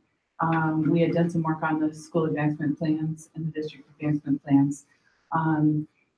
One of the things that I want to, I've had conversations with the administrators about, is the level of data analysis that has never occurred before. So just to be clear, I said, have you guys done this before? And I know we have new administrators, but they really have not dug this deep into this. So part of this is a celebration, even though some of the numbers, we know there's plenty of room for growth. I've always said, put it out there. That's what it is. We can't get better unless we identify where we're starting from. So the administrators put this data together, and I said, you go do what you need to do. I can present this. This is just the foundation. So we talked about the fact that the STAR assessment is just one. There are multiple different assessment tools out there. This is one assessment tool. All tools have advantages and disadvantages, just like this one. So there are things that are good about this. There are things that are limiting about this kind of software. But I'm going to just run through the data. This is baseline data. So what we do is we assess students 3 times a year with this baseline data. We have the autopsy SBAC report that we get, that we can't do anything about. But this kind of data we can look at, and we can customize or individualize instruction based on the assessments that we get. So this is, you can see September, January, May. We're going to look at this data. You do have a link on your document if you want to see this closer, but and you can look at this link anytime. So these documents that are in our shared folder will stay there. So you don't have to memorize it all tonight. You can go back to it. So you can see here that what we're measuring is the percentage of students on or above grade level as determined by the STAR assessment. So this first one is the STAR reading. In kindergarten, we're not expecting them to read the assessment in September, but they will be assessed in January. What this measures is based on the benchmark. So every grade level has benchmarks. And so by the end of the year, this is what kids should know and be able to do. This assessment says this is what kids in September at this grade level should know and be able to do. So this is not an end of the year mark, this is right now mark. So if I look at first grade, there's an asterisk there, but if I look at first grade, I see 73% are at the level where they should be for September. And I go to second grade and I see 45% are on or above the grade level expectation for September in second grade. So that's information that our teachers and our administrators have and are using to say, okay, what are we going to do about that? And we're saying, what are we going to do about 73% in first grade? Is that measure, is that just right? Is that an accurate number? Is that where we think they should be? Or should we have higher expectations? Because 73 is not good enough if kids are just status quo. We want to continue to progress. So you can see the scores there. Obviously, when you look at numbers 45, 50, 47, those are pretty significantly low. When you see percentages that are that low, it says to me so the research says, that's a curriculum issue. That's not an instructional issue. That's not a learner issue. That's a curriculum issue. What are we putting in front of kids? And so that's the conversation we're having. And so in reading, you know that we're looking at the Reader's Workshop, we're looking at level readers, we're looking at assessing students' reading levels, strengths and weaknesses at different grade levels. And that's an ongoing assessment. So just a quick question. Did you look at for grade 2 and the 45% where they are at September, did you go back and look at the first graders from the prior year at the third assessment to determine where they were and why the gap from 73% to 45%? I haven't. We just pulled these numbers together, but the administrators may have. And they're looking more at standard scores as opposed to percentages? We have not. No. There's another, yeah, to me, a strange result here, and that is that if it's a curriculum issue in grades 1 through 4, how do you count for a jump from 47%? I know it's not the same kid, 47% to 67% in September of the first year in middle school. The new curriculum hasn't had a chance to rework those kids. So I think there are a couple ways to look at this. I think that, so yes, the cohort is different. So that group of kids, when they were in fourth grade a year ago, were they scoring at a higher level? And so that's one variable. I think as we talked about the SBAC last month, the jump between fourth grade and fifth grade is devastating when you look at scores, because that same group of kids doesn't do well. So one of the things, they have not been using the STAR assessment very long here. I think this is the third. I think they started assessing partway through 2 years ago. So last year was a full round of assessment. So this is our second round of assessment. So one of the things we're talking about is what are these cut scores? So these are cut scores. These cut scores are implemented by the organization and are reported to align well to the SBAC. So what I can tell you is that some of the work that our administrators and teachers are doing is saying, do these scores, are these good predictors for success on the SBAC? Because allegedly that's what they should be, good predictors. What they're finding is they're actually pretty good. They're pretty good indicators. So if I was looking at seventh grade and I said, okay, 73% of our seventh graders are on grade level or above at the beginning of September, I should be able to project that roughly 73% of our kids, when they take the SBAC at the end of the year, if this has good correlation, they're going to be successful. We're finding that it's close, and there are some grade levels that are closer, more closely aligned, and some that are less closely aligned. So again, part of this is, as you talked about, I don't think anybody's dug into this, even at this level. And is that first grade just an outlier because there's less that's required to know according to the cutoff? It just seems like there's a very large discrepancy between September first grade and second. Yeah, I think that there's the September assessment has, although it's a reading assessment, it has a lower expectation for reading, right, because they're young readers.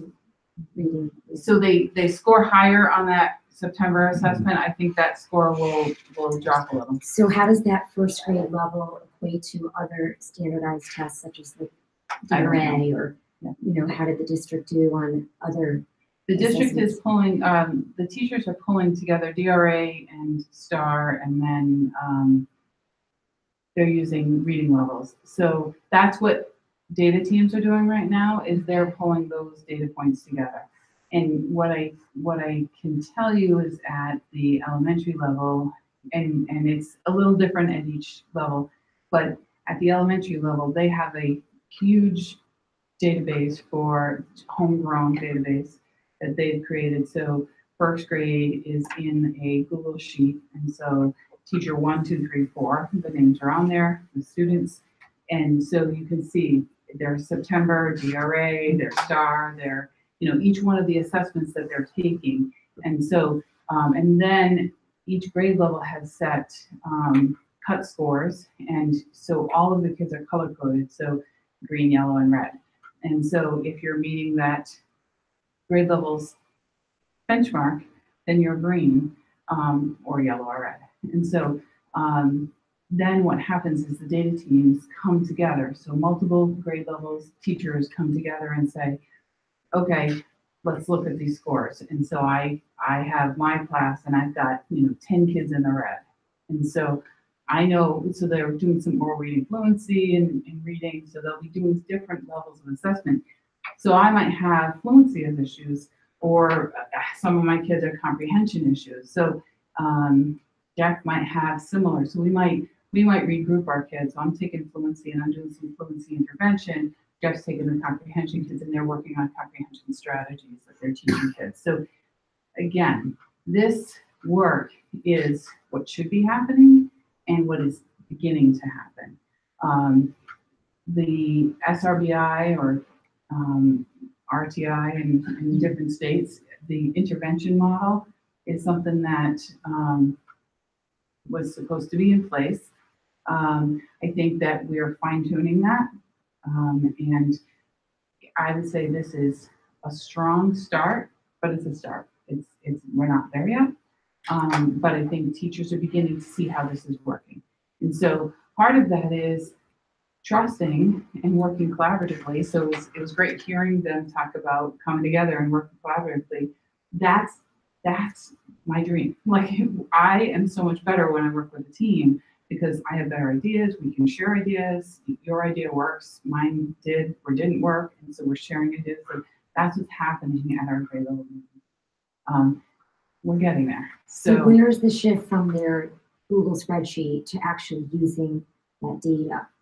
So for the elementary level, so you heard Natalie say their data team got canceled. So what they're doing is they go to this data team meeting, they have a conversation, they say, okay, we've got these 10 kids that need this level of intervention. They develop goals that are aligned to those students. So now some students might have 15 areas they want to work on. They're not going to pick 15 areas. They're going to pick 2 or 3 areas that they're going to set goals and then progress monitor those students. So what that means is, depending on that student and that need, they may be assessing the kids, doing some quick assessment of those students every week or every other week, and then looking at that data to see, is this intervention working or is it not working? That's the level of assessment and data analysis that didn't happen. So are we all there right now? We're not. Are we all moving there? We are. And is that going to make a difference? It is. So part of the administrative kind of getting through the process and learning the process is happening now. And so I expect there'll be growing pains. So some of it's figuring out how does it work, going to a meeting and trusting each other and having those rich conversations. And then, then implementing and saying, oh, okay, well, that kind of intervention worked for this student with this profile, but it didn't work with that student. So there are going to be some things that we try that don't work. And so that's the importance of revisiting that every 6 weeks. And so that's what they're doing here, is for those students that need that higher level of intervention, that's a 6-week cycle. So they've got a schedule mapped out that they're looking at that assessment on a 6-week rotation. Do we have other numbers that are comparable, like, surrounding districts or anything like that, that we can compare these numbers to, or is there, I was skipping ahead a little bit, looks like there's some benchmark numbers. Yeah. You know what, I'm sure we could get some. I don't know what districts around us, but it's something I can look into. And what is the asterisk? What is the asterisk? I think that's. Oh, thank you. If you actually go into the presentation, it's like a footnote, it's early literacy. Oh, I see, okay. So how that, I think that's what you're saying, that it's like, yes, it's testing, but it's kind of, It's fake reading. testing, but it's Yeah. not fully. So I advanced to the star. You can see math is looking less lovely. Those numbers are looking more critical for us to. Well, and this is the whole thing that we're talking about, if we needed a math interventionist, and that's why that's a budget line item. This obviously shows that that's what our need is. So again, this is the truth. This is the, cold hard truth. So this is just a different way to look at it. This is a visual representation. What that actually is a bar graph that's stacked next to each other. This is not printed out on your, if you're looking for it, sorry. No, I just have a quick question because I'm new, so Go ahead. forgive me if I'm supposed to know this, but for the math being so low, I'm wondering, I did see that in the technology learning that they're using IXL and they're using other methods. Or have you seen an increase in mathematics scores since implementation of that technology? Because it's designed to get at the level of the learner and then gradually increase the level of difficulty, at an independent level, so that student continues to learn even sitting independently at the computer. We saw some growth last year in like 7th grade mathematics. We did not see it in 8th grade. So when did IXL start? Partway through last year. Okay. And I think the other issue is the implementation with fidelity. So are they implementing it as, designed?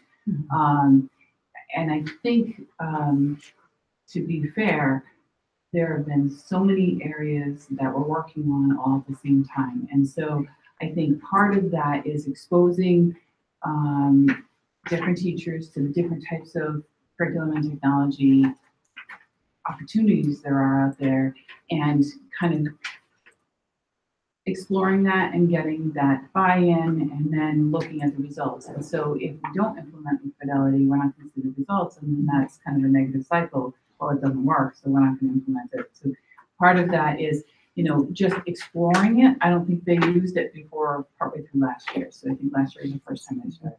I may be wrong, but I think it was partway through last year when they started using that. Just a quick question, is that part of the summer as well? No. To have a subscription and It has students not to been. use Excel? Okay. It has not been.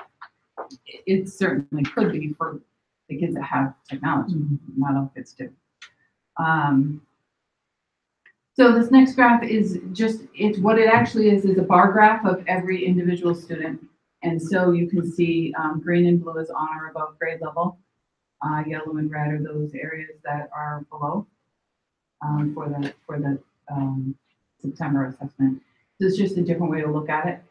Sometimes the visual jumps out at you, so if I'm looking at this, I'm saying, grade 1 has very little red there. That's a good thing. So here's reading. Well, and then you can even see like the yellow is bigger in some sections. So like, yes, the number might be better, but there's a lot more in the middle range versus the low range. Yeah. So then there's star reading, star mathematics, grade 1 to 4, and then 5 to 8. Again, when you look at graphs, obviously the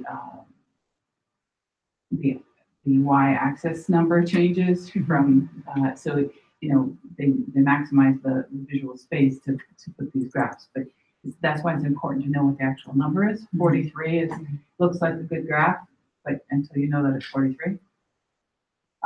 So in kindergarten, because it was not a good fall assessment, they wanted to get some other data points. So what they did is letter naming. They looked at letter naming as a measure. So when you, they assess the kindergarten kids below, approaching, on, or exceeding, so kind of similar profile. So knowing what the end of the year benchmark is, what did, and I think this is a teacher determined kind of benchmark, where would we think that kids should be right now? Is that recognition or recall? I think it's recognition. The DRA. I'm thinking Vinny's got a paper at home, and I'm thinking, what if it's a recognition of capital? Yeah. So DRA is a different degrees of reading assessment. So that's a different measure of reading. This DRA is an assessment that we can give interim assessments. So between now and January, we can give many, many more. So what does all that mean now that we have some data? So that what that means is we need to look at what are we going to do with those students. As I told you last year, the elementary school, along with the special ed, did a lot of work on SRBI, and state came in, did some training with teachers. I watched a team of the SRBI team. They got together this summer, kind of fine-tune some of the work that they had done to end the year, and develop their plan, kind of put it to paper, and then presented it to all of the teachers. This is what our SRBI instruction and plan is going to look like. So this is when we're going to meet. This is what the data we're going to look at. This is the data you need to come to the meeting with. This is what intervention should look like. These are the forms we're going to use to track those interventions. And then this is when we're going to come back and look at this. So this is their starting off point. And so there's tier 1 is what general ed instruction is. So all kids should have tier 1. That's what we teach. That's our curriculum. That Bible guaranteed curriculum is tier 1. So then tier 2 is that next level of kids that need some additional individualized kind of or small group instruction, kind of specialized instruction. Tier 3 is we need to give more intervention to them. It's either more time, either frequency or duration. So it might be smaller groups, it could be more frequent or longer periods of intervention. And so you can see what they've sort of structured for timelines there. The middle school, their schedule is different. So right now their tier 2 and tier 3 looks more similar.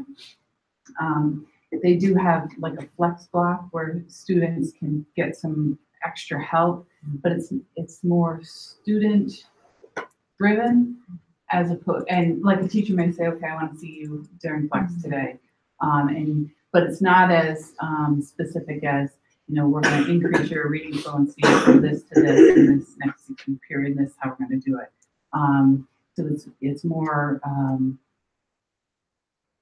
I would say more work or content driven based on the student, as opposed to an intervention driven by the teachers on the elementary level. And then tier 3 is also more limited to kind of resource room, more special ed instruction. The structure of the schedule and time and staff is really what kind of limits that. It's what limits everything.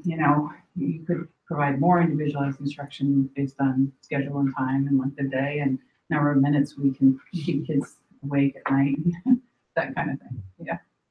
So if I'm reading this right, and the tier 2 for first grade, 36%, tier 3, 14%. So clearly 50% of the first graders are not needing,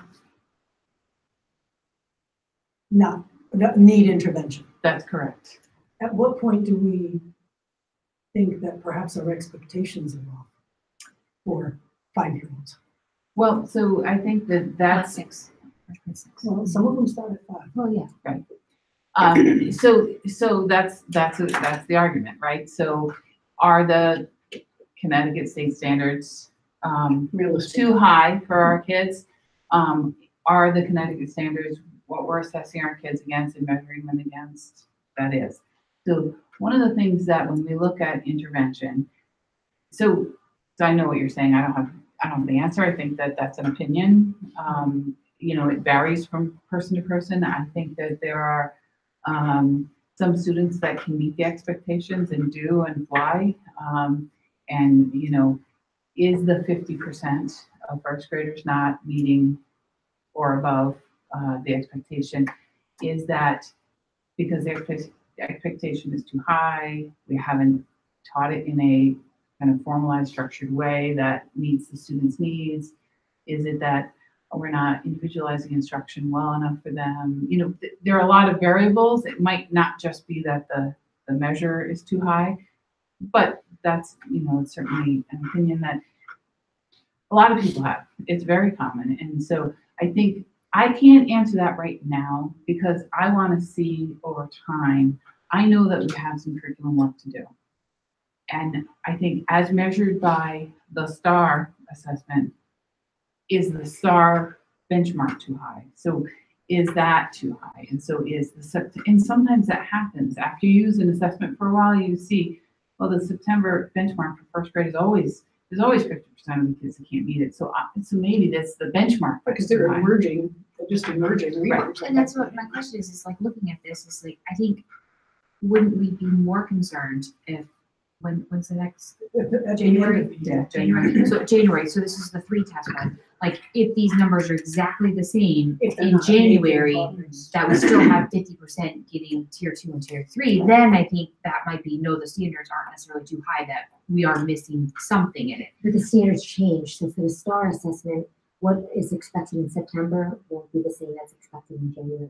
The test doesn't stay stagnant. It requires more. But I guess but if the kids are becoming better readers, they will be moving up. And isn't that like some of those, like once you get some of those basic skills, that all of a sudden there's it just huge leaps that happen. And I think, so over time, we're going to see whether or not the September benchmark for that grade level is always off. And honestly, I've seen that with other assessments. I'm not as familiar with STAR.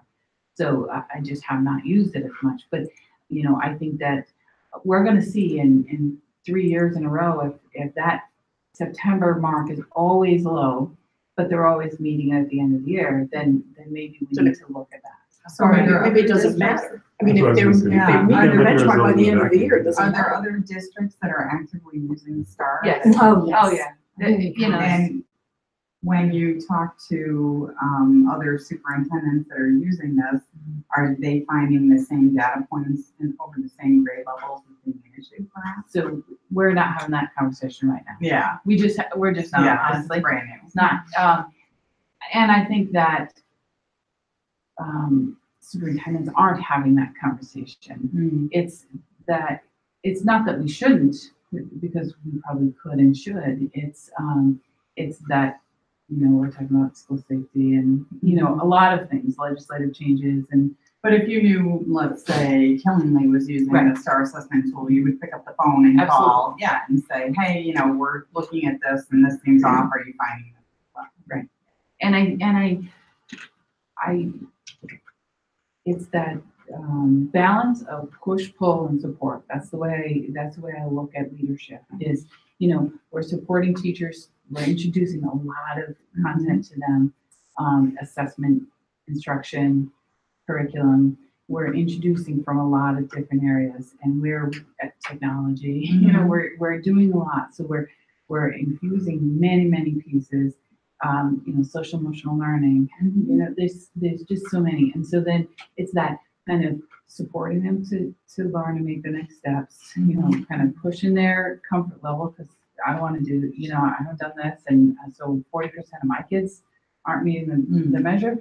It's a risk, and so we have to build that relationship. And so I think that that's what we have done, and then we change leadership. So there are 2 new administrators on the campus here. And I think it's always been very valuable for the board to follow the class and see what the performance is as you follow the class. We'll still receive that reporting over time. So one of the things I just want to mention here is that intervention should look like a triangle. And so, 85% of our population should be on or above our expectations.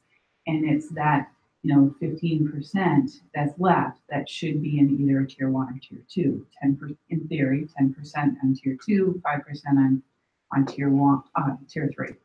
So when we look at resources and time and energy, where do we spend our time and energy? Well, it should be on that 85% to make sure that that tier 1 is solid and meets the needs of 85% of our kids. And then when we're meeting the needs of 85% of our kids, we have more resources to address the top 15%. So when the triangle, is heavy on top, we're trying to fix all this, and there's, we don't want to ignore what's happening on the tier 1. And so, that's some of the lessons that I've learned as an administrator that, I came from the special ed world where I was addressing tier 3, but really, if we don't fix tier 1, we're always going to be playing catch up and trying to fix it. So it's that balance of making sure we're looking at tier 2 and 3, but really ensuring that tier 1 we're making good progress on. So it's a balance of support and instruction and progress. Let's see.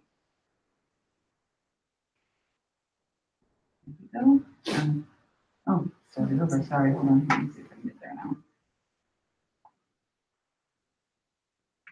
Oh, that was it, sorry. So what you can expect is that our staff are working on these pieces, tier 1, tier 2, tier 3. What assessment do I collect? What do I do with that assessment? How do I develop goals?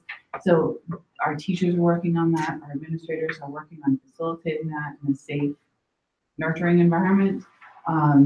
They're going to look at that again. We're going to be able to give you some more information in January and the end of the year. And so we hope that by using an assessment like STAR, we're going to know what the strengths are. We're going to know where the areas aren't so great at assessing kids. And but it's going to take some time to do that. So we're going to have to get a couple of years worth of data. We're not going to just sit around, but we're going to, be able to use some of that predictive data. It's going to take us a little bit of time to do that. So this is what I want you to see. We'll be back. It does align to the work that we've identified of things that we need to work on in our advancement plans. And so when we talk about that alignment and that area of action, we're trying to put our, all our energies in the same direction. We're not going, in multiple different directions. We're heading in the same direction. I think I would ask just, and I think Melissa mentioned, just to see, like, as we're continuing to monitor this and look at this, if we could have that, where was, first grade last year or whichever grade is, just so we can kind of see, but it just, that, like, as we're seeing that it's going forward and we can like, okay, so yes, the numbers aren't great, but we can see that they are making progress or not making progress accordingly. And I don't know if that's. And I think I know this is a new network. Well, and I think that the principals probably have that data. May of 2000. Right. I'm sure they have that data. I said, let's get the baseline. This is where we are right now in Brooklyn. This is where we're starting. So, but they certainly, I can share that with you in kind of like a separate document. Okay. Or add it to the presentation. We've seen that with other assessments. Yes. Or maybe too the points there or the skills that they're being measured on, in September, in January, and May. That might be. Yep. I'd be curious to see what that is. Yeah, what's the construct we measure? Very good. Well, thank you for that. Lots of numbers.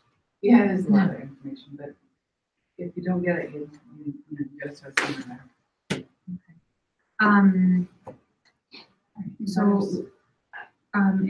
Letters of retirement, intends to retire.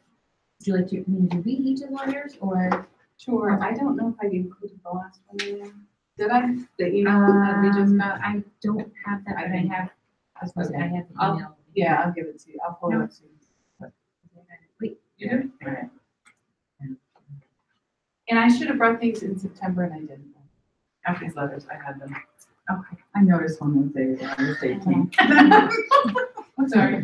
So, I got them both. Just teasing. the first one, I would like to submit my letter of retirement for Brooklyn Elementary School as of the last day of school in this 2018-19 school year. I taught preschool and kindergarten at BES for 25 years, and I've seen many changes and improvements in the early childhood education. I have also been a part of working with a wonderful supportive staff and teams, and have learned from each of them. Multiple administrators have introduced and supported the staff through positive changes, and I have watched BES grow and improve over the years. Though I will miss everyone, my husband and I are excited to begin the next chapter of our life in Arizona near our daughters. Thank you for the opportunity to help build strong lives for young children in our town. I wish you luck as you continue to work with the Brooklyn staff to improve and build a strong educational system for the town of Brooklyn. And that's from Suzanne Dillon. So we accept her retirement with best wishes in Arizona with the warm weather, not nearly as much snow as Connecticut. So, the next one, dear Ms. Buell, I am writing this letter to inform you and the Board of Education that my final date of working at the Brooklyn Elementary School will be June 30th, 2019. I have met many wonderful teachers, paraprofessionals, administrators, janitorial staff, substitute secretaries, and of course the children. They have made my life so blessed. I would like to take this moment to express my gratitude for all the wonderful years that I have experienced during my tenure at the Brooklyn schools. It has been truly a wonderful 30 years of laughs, hugs, and tears. Thank you, and that's from Pascua. So again, we accept her retirement and wish her the best in her adventures. And the last one I have is, dear Mrs. Buell and members of the Board of Education, after much deliberation, I have decided in the best interest of the students of Brooklyn, in my own best interest, I will retire from teaching as of November 1st, 2018. And that's from Mrs. Camden Marr. What was the date of that one? That is October 23rd. So we accept that and wish her the best in her retirement. So over 100 years of teaching experience in Brooklyn. Just Wow. pretty impressive. Yes, that's very much so. 100 years of experience and some questions about how much progress. All right, and we've got some thank you notes. Yes. And some of these are well overdue, but I did want to share. And what's nice about this electronic version, you can actually see some of the pictures in here. So I'll just share quickly. Just recently, Mrs. Leahy, I put a quick call out. Can anybody give me some cards? So we were going to a Northeast Early Childhood Council Children's Champion Dinner. No one from Brooklyn was being recognized, but I'm part of the NECC. And so I said, any chance you could create some table tents or whatever. So they created that, those beautiful handprints and I saw them. They were really really good. good. Yeah, they were good. And Mrs. Gatlin did the lettering on them, so it was pretty awesome. And the person that I gave them to said, "Oh, this is just what we needed," because they stand up, they're beautiful. So the next few letters, Emma Prindle, Izzy Prindle, Colby Walters, Jordan Sands, and then their mothers, Jamie Sands and Dawn Prindle, this summer had developed this plan to paint this mural in the cafeteria, and it's pretty awesome.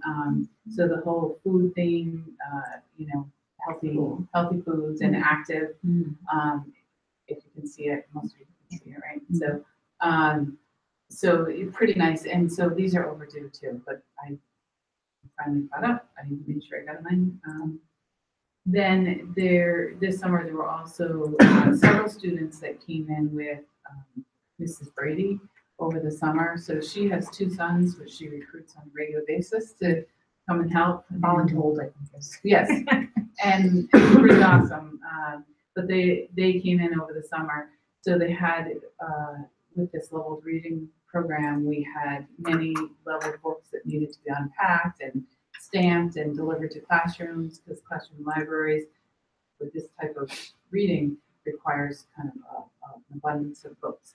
So, these boys came in over the summer and, unwrapped and delivered and stamped and, did a lot of work. And then they, painted the lockers on the first and second grade hallway. I think I shared a picture of that on my blog. It was pretty wild. And, you know, it was really, you know, pretty neat when the kids came in. So the students, I think they're all high school students, and I think they go to St. Bernard's, they're from that way. And I don't know if they all go there, but they're friends of the Brady kids. So it's just nice to see. I think they had come in last summer too and done some work. And you tell the Brady bunch that we're happy that they helped. I will. I will. Thank you. I know. I think that's it. So yeah, I'm pretty. You know, it's pretty impressive. It's just like these Girl Scouts being here. It's just so nice to see kids giving back to their community, or a community that their mother works in. All right, and so we've got a letter from the head of school, Mr. Stanford. Did you want to talk to that, or Joan? Yeah, I mean, there's, I don't know, what are we going on now, like year 5, I think, with Chris, and he often would report on initiatives that they were aligning with Eastford or with Woodstock, and I would keep saying, can you align on some things with Brooklyn? And you know, he would mention distance, timing, you know, was difficult, and but it was on the horizon and it was coming. So now this communication is about them coming and working with our middle school students. And I think it's just one, hopefully, of many different things that they're hoping to do to get the community involved, to expose the students to the academy, the things that the academy offers. Killingly, I know does some activities with us as well, but it's just a way to partner with our sending high schools to get a feel for what it's all about and what's happening there. So this was just a letter to let us know that they were working on that with us. Is it the same letter that everyone else got? Just a letter that was in my package had to do with the restructuring of the covenant, so. That was the bylaws, but that's in my committee update. Do you want me to do that now? Yeah, that's what this. Oh, Sorry, this is, I'm oh, sorry. all right. I There's thought not- this was the other letter about, another letter. there is another letter that was Yes. about the writing? Yes. Yeah. Yes. writing. Yeah. Okay, but I can talk about the bylaws one too, if you want to now. We're gonna do it in my committee report, but you want me to do that now? Yeah. Sure. So we talked about this probably, I don't know, a year and a half ago, that there was a bylaws committee that was put together and I was representing on that. And the whole initiative was because, of course, the bylaws were written many, many years ago and were written in Old English language, I guess you would call it. I'm not sure, you know, exactly, but the whole idea was to review that and to determine what we could change, prepare it for the corporators and for the annual meeting. The biggest problem being that the academy had maxed out the number of trustees on the board. And so the initiative was to look at how can we continue to include other towns as part of the board of trustees. And what would that composition look like? So there were a lot of things that happened in terms of change, but the most impactful change is that instead of us having 2 sending town reps from each town, we have 1. So we had myself and Kelly that were representing from the sending town of Brooklyn. Many other towns would send 1 representative. Some towns never sent a representative. And when we looked at it in terms of structure and fairness to allow other towns to have a representative, we wrote it to include 1 rep. And in my opinion, I'm happy as long as we remain with the balance of power that we had in terms of percent of representation from sending. So it was something that Dr. McGinn from Pomfret headed up as a community member on the Board of Trustees, and it's finally complete. Everyone approved it and it's passed. And they did terms. So weren't they gonna change the terms? Like if you go off the board, you're still gonna be a member of the trustees? We had a lot of discussion about how do you align your terms. Should it flow with your town should it flow with a standard term of 6 years? It was a lot of discussion surrounding it. And the issue became really, how would you manage it? You would have people coming on and off, continually and repeatedly. So we just, the way it was. So In terms of it time. will be somebody who's a current board member. Okay. 'Cause, Yeah, you current could- board you could member. leave the We had current board and discussion. Still be a trustee. Well, there's trustees that are in different classes, so you have trustees. But didn't they that- discuss that? Yeah, we did discuss that. There was a lot of discussion about, do you need to be a Board of Ed member to be a sending town representative? Could it be someone from your community who just has, this crazy interest in being a representative on school boards?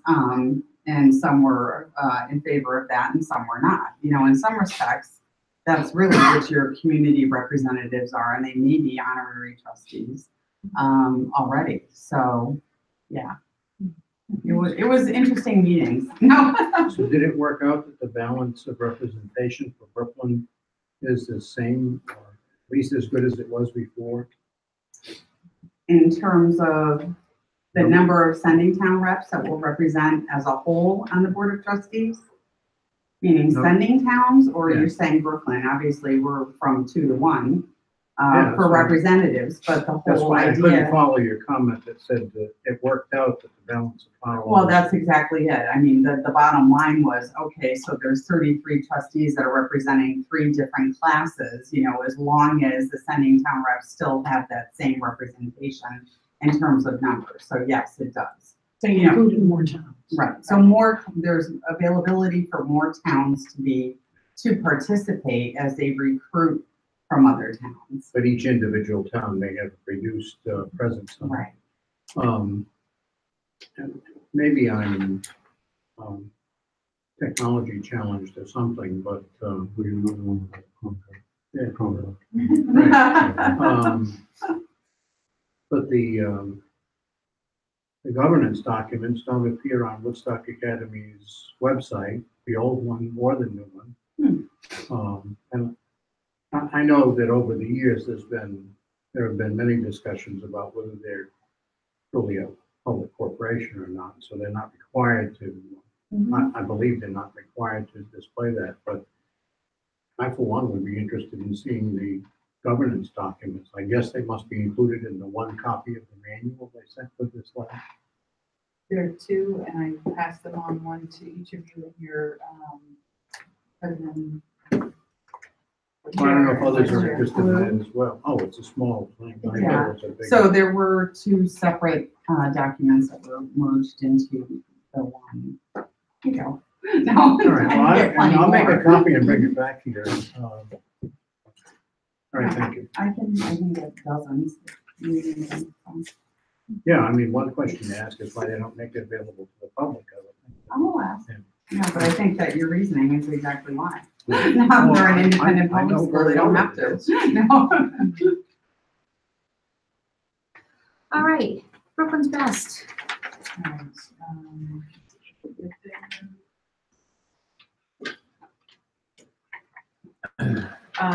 so, we've seen a lot of great things tonight already, but again, this is an opportunity to highlight a few of the things that are happening in the school that you may or may not know about, or the community may or may not know about. So at the elementary school, we want to thank those who supported the most fundraiser.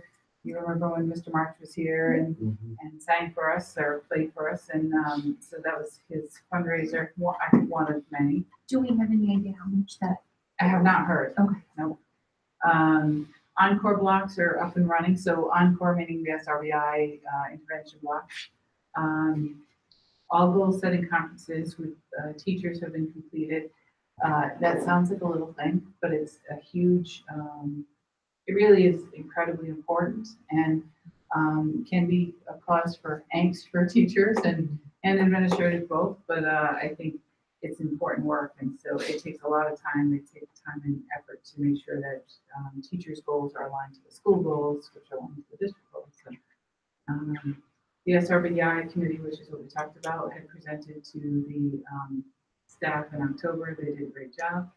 The first 2 days of Linda Kaufman were successful. She is providing the development and professional development and coaching for the Readers Workshop.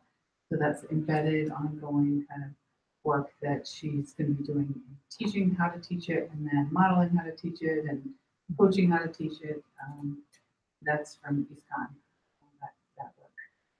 The middle school, 65 eighth graders will be participating in an inter-district grant through EastCon, and it's around the Holocaust, and they're going to be doing the Holocaust Museum. So some are there are different groups doing different things. They had our first 7th and 8th grade dance last Friday. It sounds like that went over very well. Kids can have fun, you would say. Good, yes. Good. 8th grade students have visited Woodstock Academy. They're scheduled to visit, I think, Hillingly tomorrow, and Ellis Tech is coming up. 8 staff members from the middle school and 4 from elementary school went on the bus again down to New York City this past Saturday. It's such a great opportunity. They leave on the bus at 5:30 in the morning. It's a great opportunity to get there at 4:30 to get to the bus at 5:30, and then drive into New York City. But Teachers College hosts small workshops for free, and our teachers give up a day of their weekend and go and do that.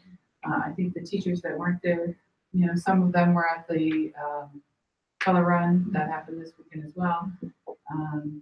So it's nice to see the staff engaged in the community and supporting kids and their own professional learning.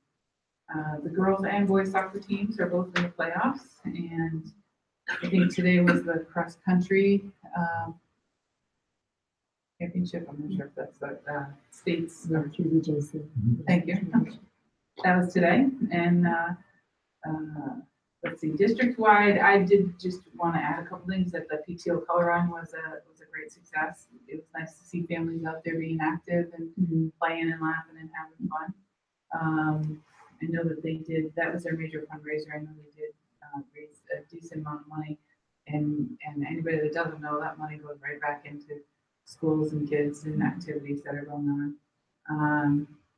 Staff in the elementary and middle school kitchens have been working with the food service manager, and we're developing a plan, but I just want to thank them. They are doing a nice job kind of filling in and stepping up, and they did that for a couple months last year, and I thought I thanked them plenty, but maybe I didn't enough. But so I really do appreciate what they're doing. And thank you to the elementary and middle school nurses. They coordinated a food clinic that occurred yesterday. I did not hear a count. I was thinking about that today. I didn't hear a count of how many teachers went and got their food shot here, but I think it's been several years since we offered a food shot here, food clinic here. Okay. All right, current budget balance. Yes. I'm just gonna tell you that I have not dug into this very deeply. We have a little bit of staffing shortage at the moment in our office. I have Denise is out right now, and really don't have a full replacement. We're short anyway, we're tight anyways, but so we're processing bills, we're kind of uncovering things that Melissa and I don't know how to do. Mostly I don't know how to do. Melissa's doing, Denise did a lot of cross training with Melissa, and she's doing a great job. But so I had questions when I looked through this, but I have not been able to come up with the answers for it yet. But I would be happy to get back to anybody if you have any specific questions on any of those line items. High school tuition report? That one I don't have, just because I couldn't generate it. Okay. Current enrollment report? You can see that our numbers have gone up a little bit, kind of bottom line, by 4 students, but pretty stable. The class sizes, you can see in kindergarten 18, 19, 20. So that's a little bit larger than sometimes our kindergarten classes have been, but still a reasonable class size, I think. You can see it across the elementary, they're all around that 18, 19, 20, some 21s in there, but pretty consistent around that, I'd say 19, 20. I think it's really interesting that we swing from a low of 66 to a high of 119. Yes. Well, but the 119 would be 2 years Yeah. combined. Well, Like, cause it's 3 years in Yeah. a row, but like even the the Yeah. 8th grade is 113, so Mhm. it's like right there. But if you look at our 11th grade, it's 119. Right. Consider our high school kids a part of this. it is interesting how the enrollment moves from year to year. And it fluctuates like with that teacher, with the the teachers and stuff. Update on the Each of Lake. So, this week, I think it was this week, Rick and I and Lynn Garnham, our insurance provider, did go to another meeting at EastCon. We are going to participate in the RFP to have them get some prices to see about if we, along with 5 other communities, join a group where we're going to, it will be a fully funded program like we are now. So the big ECHIP is a self-funded program. They're able to afford the large stop loss charges. We're too small, along with a few other districts that are pretty small, and that's difficult to do. So we're working, they're gonna send out an RFP, they're gonna get quotes back from insurance companies. It's really hard to know how this is gonna turn out. We went from an initial size of around 700 to we're less than 500 combined bodies to be insured, not bodies, but employees to be insured. And so it's going to be interesting to see. I think there's some thought: are we big enough to make an impact, even though with just under 500, and with all those different plan designs, is that going to be too hard for is a company really going to want our business? And then the other side where people are saying, well, 500 is better than not having that 500. Well, I think it's important to go through the exercise. Each of now is in what, year 5, 6? It's been a while. It's been a while, so that should evolve to some point, but it's obviously all going to be driven by history. Right? And I think the other thing that will happen is, we may go in, and so if we've got 5 communities going in, somebody's going to be better than another one. And so it will level off by putting all 5 of us in together. We're going to develop some bylaws or rules that we'll live by, which may include sort of a bell curve. So if you're on the good side, you might get slightly lower rates. If you're on the bad side of the claims, you might get a slightly higher rate. But that the hope is that by using that larger group, we drive down our costs, but also can kind of level out the year-over-year rates that they give us, that there's maybe some more predictability. So you're not going from, a 15% increase one year down to a -2% next year. That hopefully those figures are gonna flatten out a little bit by being in a larger group. So we'll see. When will that RFP be back? I think at the beginning of December might be the second week in December. They're hoping to get us some sort of preliminary numbers. In the meantime, we're going to be working to establish the bylaws. Regardless of where our number comes in, we think we can live in these parameters. So that's our next work. As far as committee reports, I know that negotiations is working on the teacher contract right now. We're not in budget time yet. Policy we have on our desks. Technology. You guys didn't meet with them, but we heard the report. We heard the report from them. Any other internal committees that I missed? Representatives to other committees, Board of Finance didn't have a meeting last week. Joan, you were at EastCon last night. Mm-hmm. Anything exciting? Just really a overview on what's happening with the Head Start programs. We had a presentation for the 1920 grant proposal and just some statistics I wanted to share. So Early Head Start and Head Start, the grant is $5 million, so we approved that last night. Wyndham Head Start moved to the middle school. Head Start attendance in the Northeast area, which is Killingly, Plainfield, Putnam, and Tolland. There are 75 students enrolled. In Wyndham County, there's 118 students enrolled. In Early Head Start, the Northeast part, Killingly, Plainfield, Putnam, there's 66 students. Wyndham, there's 100.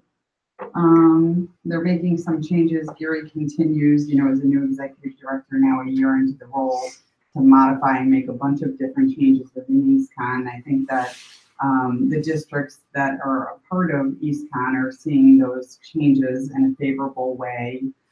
We as a board have expressed through Nick Caruso's leadership with CADE. We've had 2 sessions now, just trying to determine some goals, some structure, some things, even, what do people view EastCon as? So we've had many discussions around that, about what is free and what is for a fee. What do you get from EastCon? Why don't districts look to EastCon like boards of eds look to CADE as an advocacy group? How can we make that evolve? How can we change that? What are the cultural things that need to happen? So we had our board meeting yesterday, then we went into a session with CADE to discuss those things. And there's lots of movement, lots of good things going on. A lot of things that I think EastCon went from being, a very, very small company to a 550 person company. And a lot of things didn't evolve along with that. So there's a lot of catch up that's going on organizationally in terms of policies and procedures and writing job descriptions and looking at benefits and, flipping the whole thing over. And there's a lot of work that needs to be done. So there's a lot of progress, a lot of good things. I think the momentum is building. I think districts are starting to become more aware of, what EastCon provides for services. So that's a good thing. Then after that, I was supposed to make it to the WAP board meeting, but we went into executive session for a period of time. So I didn't make it to WAP last night. I know, but Chris is in France anyway, so. I'll read the minutes. Anything new from CADE except the fact that the convention next month? Yes, convention next month, the delegate assembly, the convention. I still encourage anyone who hasn't yet signed up that if you can sign up and you can make it, particularly as a new board member, if you've never been, it's a bunch of different workshops on a host of different topics related to education. It's really a great opportunity to just kind of float around the Mystic Marriott into different rooms and get little snippets of information from experts. And it's a great session in terms of networking. So that's coming up. And then for CADE, we had a meeting. We did nominating committee of officers and finished that up. That's about it. My meeting week. No. Any other liaison reports that you mentioned? Old business?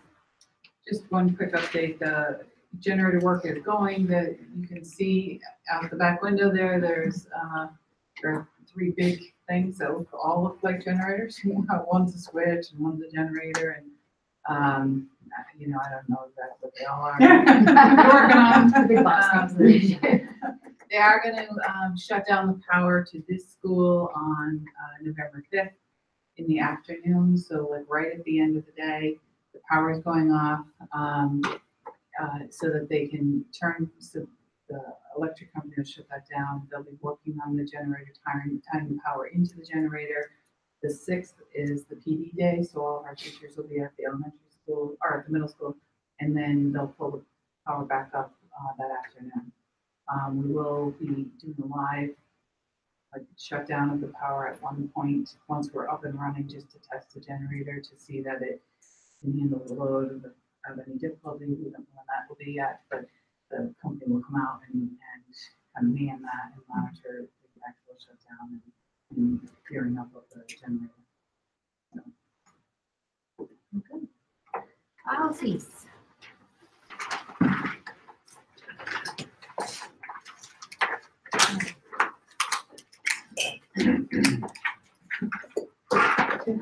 You do have them. Do you have the spreadsheet though? I do. Oh, good, because I don't. Yes.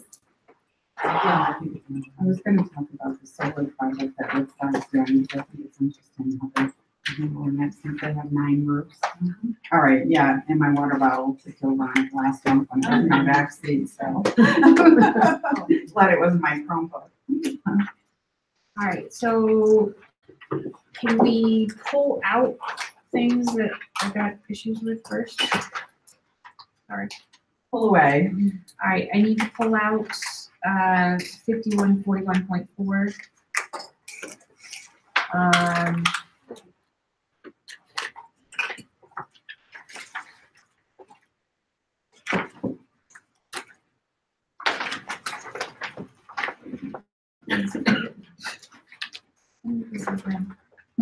What is this? That's just, That's a sample. I don't have to consider that? what do you mean? Well, it's not on my list. 3542. Yeah. Because we pulled it up, well, Oh. it was online. Yes, update our policy reflect on the school program environment. We don't need it. They don't need this. Okay, so I can just, About that. never mind. Yeah. I don't do that one. I don't have. I need to pull out 5141, the student health services.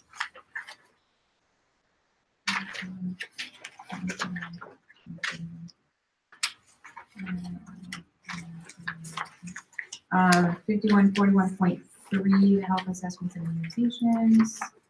Pull it. Yep, pull it. 35, 2020, 13 pull. Oops.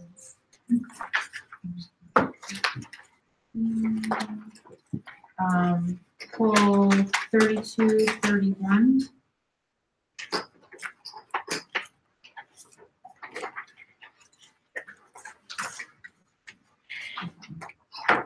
Uh, 51, 13.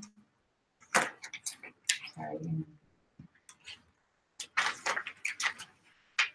Thanks. Oh, I thought anybody else have to pull anything out to talk about? Discussions. So what we do also is if you have anything that you have questions about, we pull those and put those aside. So if we can, if we are okay with maybe then we'll approve the other ones. Okay. Anybody have other comments or questions or concerns or?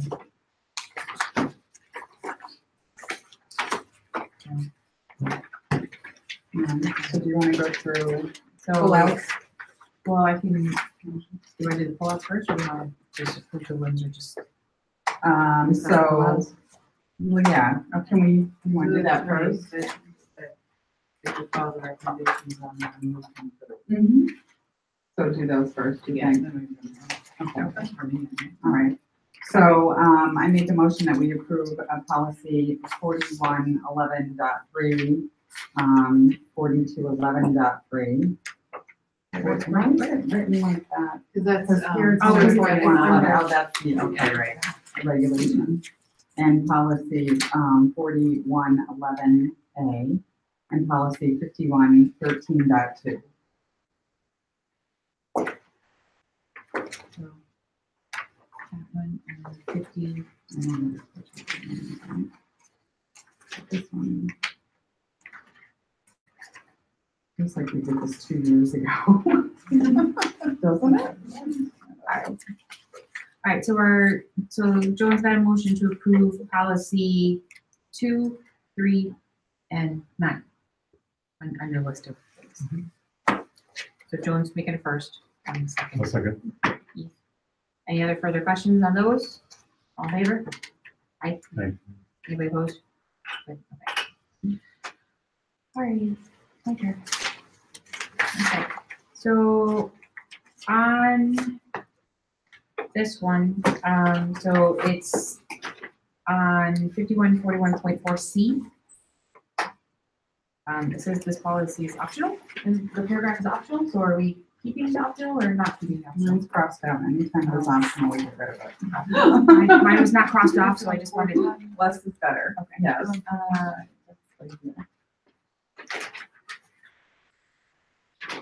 And then my question. 51.4. 51.41.4. C. Yes, C. Okay. It wasn't crossed on mine, so I wanted to make sure. Anytime ever you see optional, we don't use it. Okay. Less is more. All right, and then my question for the second paragraph under that, is the policy is distributed annually to all employees. And then that we post a telephone number of PCF. And Karen and I know that we deal with those, okay. And then, so then, okay, so that's all I had on that one.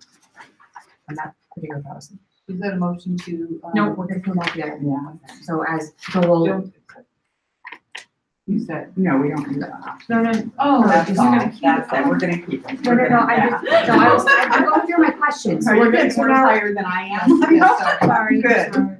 All right. Sorry. All right. Yeah. So on policy 5141, my question is on page B, the bottom section. It says the health assessment shall be required in 6 or 7 or 9 or 10. We don't have 9 or 10, so do we keep it or leave that language? 5141B, the bottom, which is the grade 9 or 10. I know we talked about this Yeah, we go all over before. the place on Did this. you, yeah, And I can't remember, that's why I feel like we've talked about well, we don't have this, so do we take it out, or do we just leave it because I that's say the we general? leave it because it's the general policy and the high school kids are still ours.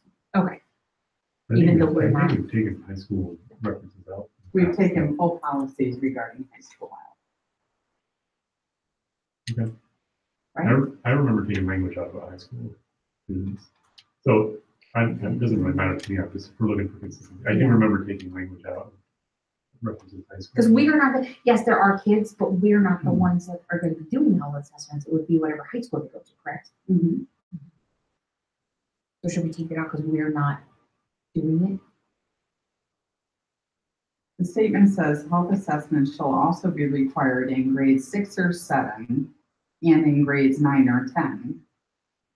So We don't have any control over that, so it seems like we should take that out. They're not in our school anymore.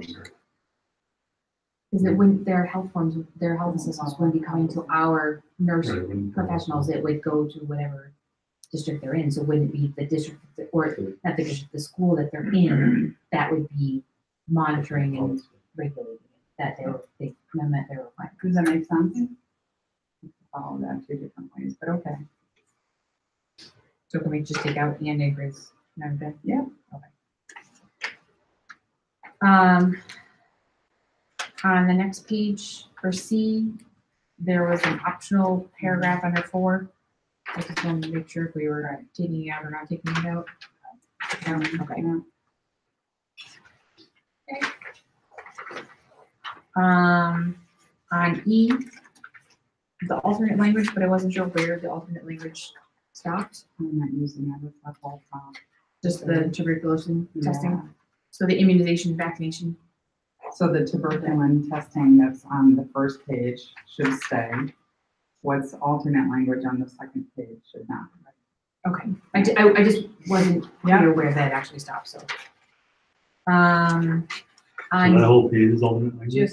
No, just the first. Just the first paragraph? Yeah. Or the 10 to 5? On G, we have a reference of grade 9 or 10 again, so if we took out the first one, then I suggest we take out the in. On that one.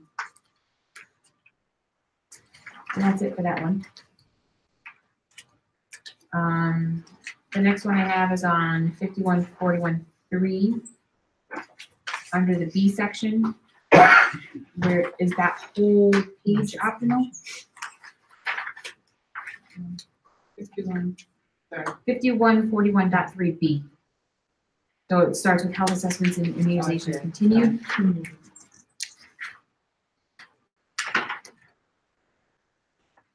They did a good job of one where the optional cuts off. That the optional language that's always placed is based on a specific district having an issue or concern and submitting alternate language to Kate. So, I'm just saying, like, they don't. yeah, they don't tell you where I it's know from. they don't because they're compiling for, you know, what, 170 Yeah. districts or whatever. So that's, I just didn't know where to stop, like, so I knew to cross off, where does optional language stop? And then in the fourth paragraph, about in the middle, it does say the either grade 10 or 11 again. And then also in the note, it says, but I think that's just regarding the statute, so I think the optional language is the first two paragraphs. Okay. And then we remove the reference to grade 10 or 11 in that, in the as required paragraph. And then I say that the 9 or 10 in the note box actually stays because that's a statute. if you want to change it. Well, that's the thing that I'm wrestling with. Okay, so if I'm an 8th grade parent, I might want to know when are my kids recommended to have their medical and oral assessments. So if I'm reading this, I don't know why I would, but if I was and I was curious and I was, you know, on the website, I think I would want to know as a 7th or 8th grade parent, okay, this is going to be expected again in 9th or 10th. And that's what I struggle with when I read it from that perspective. I mean, the purpose of the policies is to share information about the operation of Brooklyn Public Schools, right? So I know that when there's things that are specific to high school students, I don't think it should be part of our policy. But if it's information about when they get to high school, I feel like it should be a part of the policy. And so I can see where you're right. High school level. But this wouldn't be about control. But we can't. This, it's not about. But what if the high school they're going to has a different policy and it's not grade 9? Policy, then it's conflicting, right? But don't you feel like it's a statement about when health assessments would occur?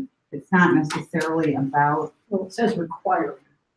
Well, and I think it's, I see where you're coming for the information process, but like, just like when you come into kindergarten, you get the packet of wherever you're going to kindergarten says, this is what you need to do in order to come to school. Just like if you go to Woodstock or go to Killingly, I'm sure there's a packet of like, these are the assessments that you're gonna need. You're gonna need transcripts or transfer paperwork or shots or whatever it is that they have in order to start school, you know, at the end of the year.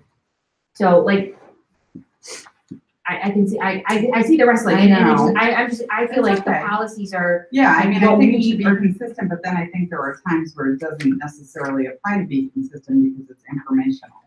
It's not really, you know, how are you conducting your assessment? But when it says something like required, and we're not in control of it, we can't ensure that. Okay, true. All right, I'm with you.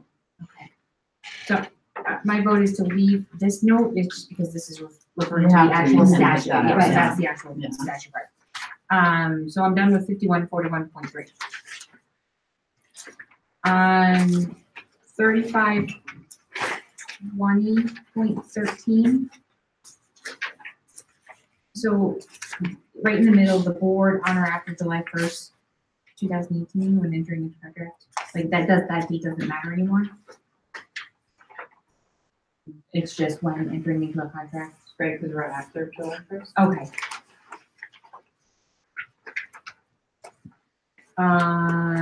But then on the back, in the last paragraph, it says any provision of contract, and then it has a date. So, I think we should be consistent with that. because like now we're beyond that date, so any contracts after we accept this policy will be after that date. And the same thing on the top of 352013C, there's the July 1st in there as well.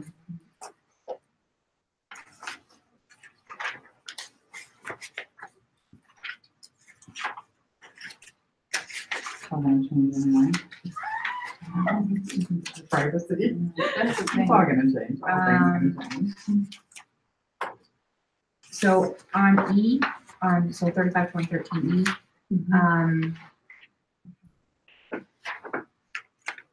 So do we, the note that's in the middle, are we looking at a more comp notice of that? Or just, that's just a note to ourselves in the policy, or do we take the note out of the actual policy? I think we take that out of this policy, it's just a note that we should have a conversation about, we could have a conversation about. Okay. That's a, if we have a security breach, Yeah. like a showstopper kind of situation, there'd be a lot of communication. Yeah. And then on That number would be very desirable then. Yeah. The board may desire. Right, right. Under number 4, should that be pre-K? Or does that general statute only apply to K? It applies to the public schools, so this policy. So it would be changed to K? Yeah. I forgot about that. I remember when you guys talked about that before, you just had it here. Pre-K, adding pre-K. 45 different policies. Pre-K. I'll remember that moving forward. Okay, 3231A. I'm a little. You done with this one then? Yeah, I'm done with that one. Sorry. You wanted everything else. I'm a little confused with all the little asterisks going on here. So, so the first section says the Board of Education, blah, blah, blah, related services, asterisk. What goes there? And then like halfway down, there's another asterisk. What goes there? That's when you can put the optional language in, see the asterisk connects to the optional. This is one time where we decided we would add the optional language, according to my notes. Okay, so in between the asterisk gets crossed off and we put the optional Yes. language, okay, that's what I was Yeah. slightly. And then the note on the bottom. And the note in the middle. Because the note in the middle is September 1st, which is best. So do we take that note out? I think the note is just a heads up to, you know, your boards. So I don't think it should be in our policy, no. And the same thing with the second note? Yep. Okay. So kill that. I'm done with that one. 5113.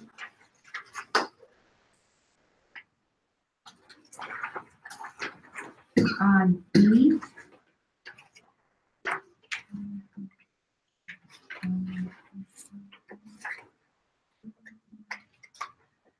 When we're doing absences, we actually have a phone call that you can leave a message with the nurse. So does that count as notification to the nurse that you called in as absent? What number are you talking, what number are you on? The box.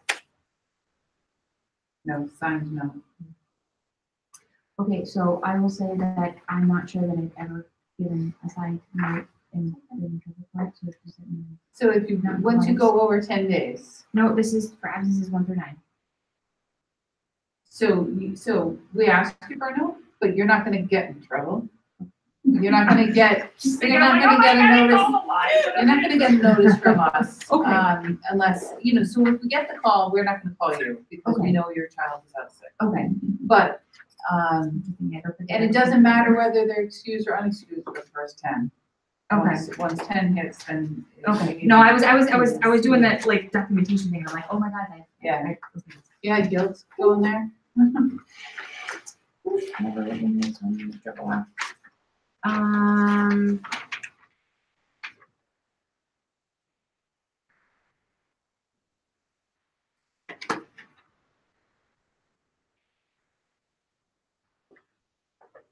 Are you on the same policy or different? No, I'm done with that one.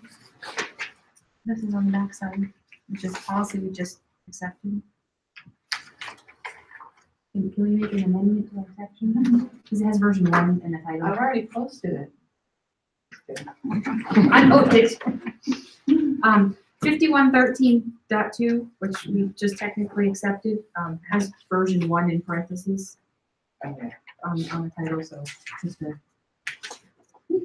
Sorry. Okay. All good. I'm all done with my written now.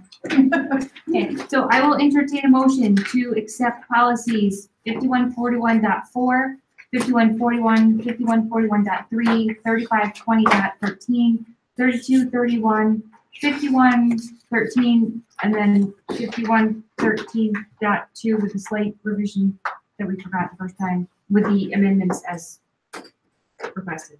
So moved. Joe. Nay. Any other further comments? Sure, you forget one. So one of the things All in that, favor? All in Aye. favor? Sorry. we have a little, like a chart like this, would that be helpful to give to everybody? It was just, Joe and I have it, but maybe that would be Chart that, helpful. well, now that you have Google Docs, Yeah. that you can tell us. Yeah. Little charty thing. Okay. Okay, so in your packets, we have more. Yeah. Right? Is that- But not a lot more. Okay. All right, so we've got first read of the These are policy. first read. So next time we come back, we will have, when you read penalties and everybody else who would like to participate in that, to do that. Estimates for air conditioning. Let's see. I have to know. Where is that? Oh, it's on the agenda brief. You can link to the agenda brief. Oh,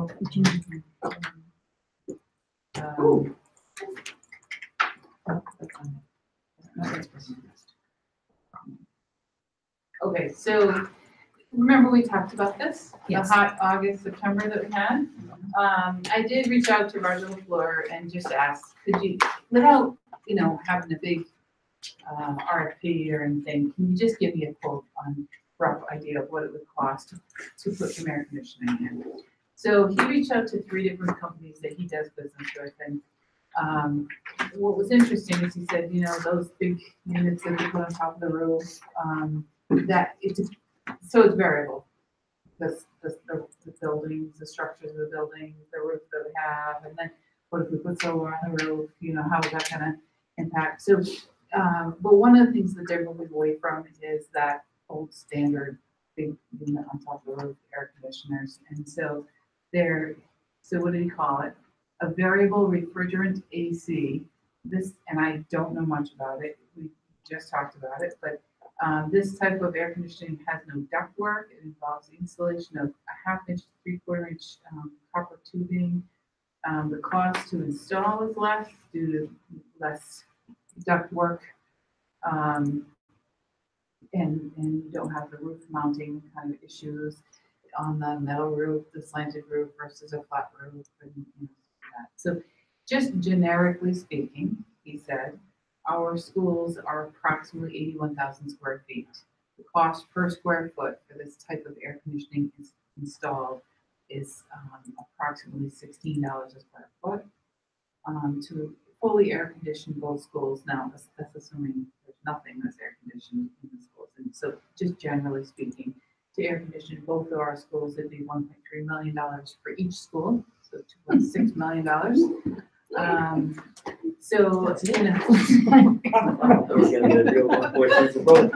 That's great. Let's bring that to a town meeting.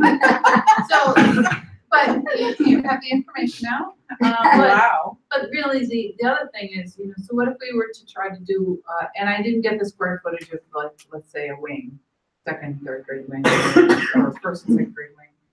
But if you were to do that, if you were to kind of just do a wing, assuming that's a quarter of the school's layout, a quarter of the school to air condition that would be $3,500 or $350,000. So it's just kind of an interesting number that if we wanted to explore that. And I said, is that the type of system that you could install in sections? And he said, yes. One of the things that came to light this summer, yes, is that the air conditioning unit on the elementary office area, because the workload summer is really barely keeping up. So it's something that we're gonna have to think about upgrading or improving that air conditioning.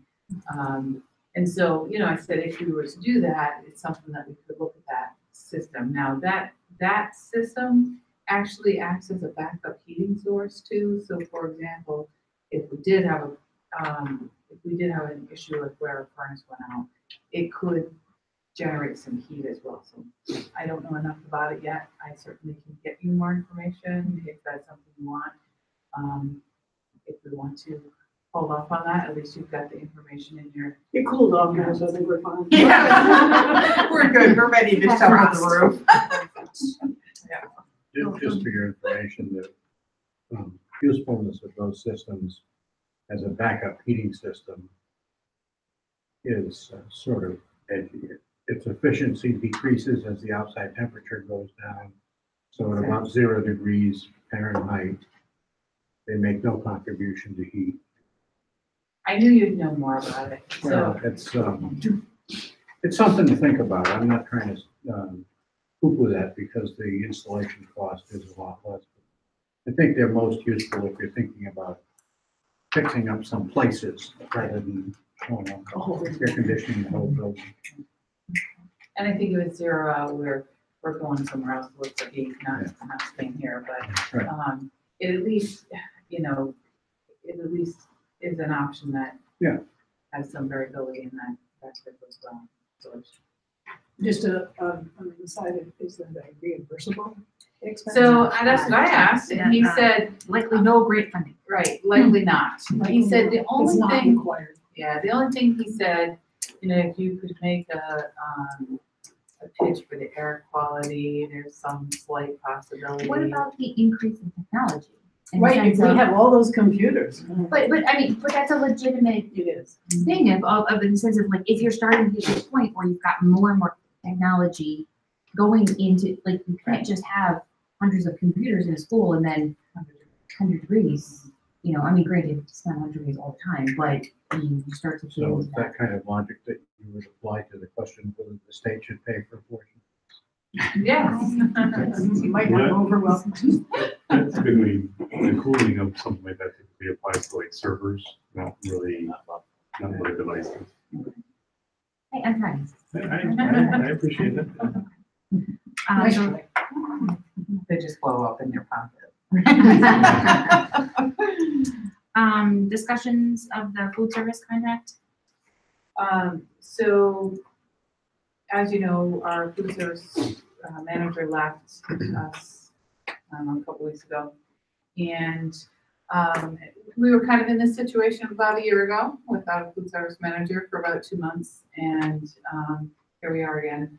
I think that so there's a couple things. How do you manage our food services? I know when I got hired and interviewed here, y'all told me, let's look at food services and should we be looking at an outside vendor to come in and be our food vendor.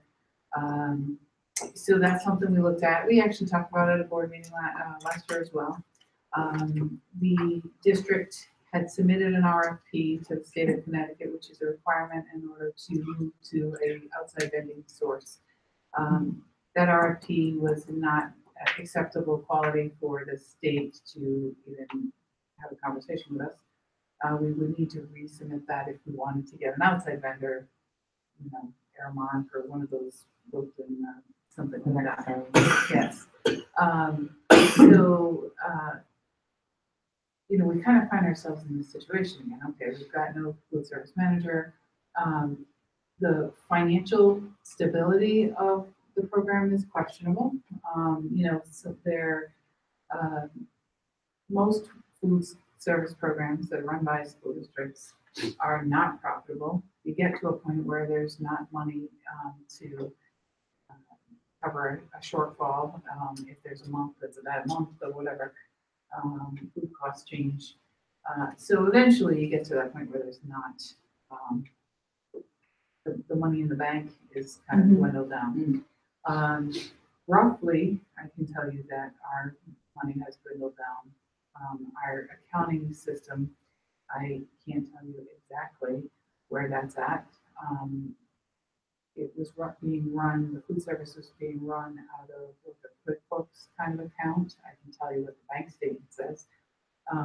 That doesn't necessarily always equate equally to what happened in that 10 months of school year over year, but because of the lag in grant funding and that sort of thing. So, but I can tell you from year over year that the food services in Brooklyn has lost money. So last year, I think it was almost around $20,000. We've got about another 20 to go before we don't have any backup there. So I do think coming up with a plan is a reasonable thing to do. Of is there a better way, more fiscally responsible way to manage our food services? So just the fact that we end up where we are right now without a food service manager is probably a good time to look at that. So, you know, in the interim, we'll have nobody to order food and submit claims to the state. You know, I kind of put some feelers out. And actually, Carolyn Hedrick had given me some information. So we got in touch with EastCon. They offer two different types of programs. One is we could pay them to be like a consultant to us, less hands-on. I'd still have all my staff would run the kitchen the way it is. They'd be a consultant that, you know, when we have our food review, which is coming up this year, I would need a lot of support for that from them, probably. I know I would.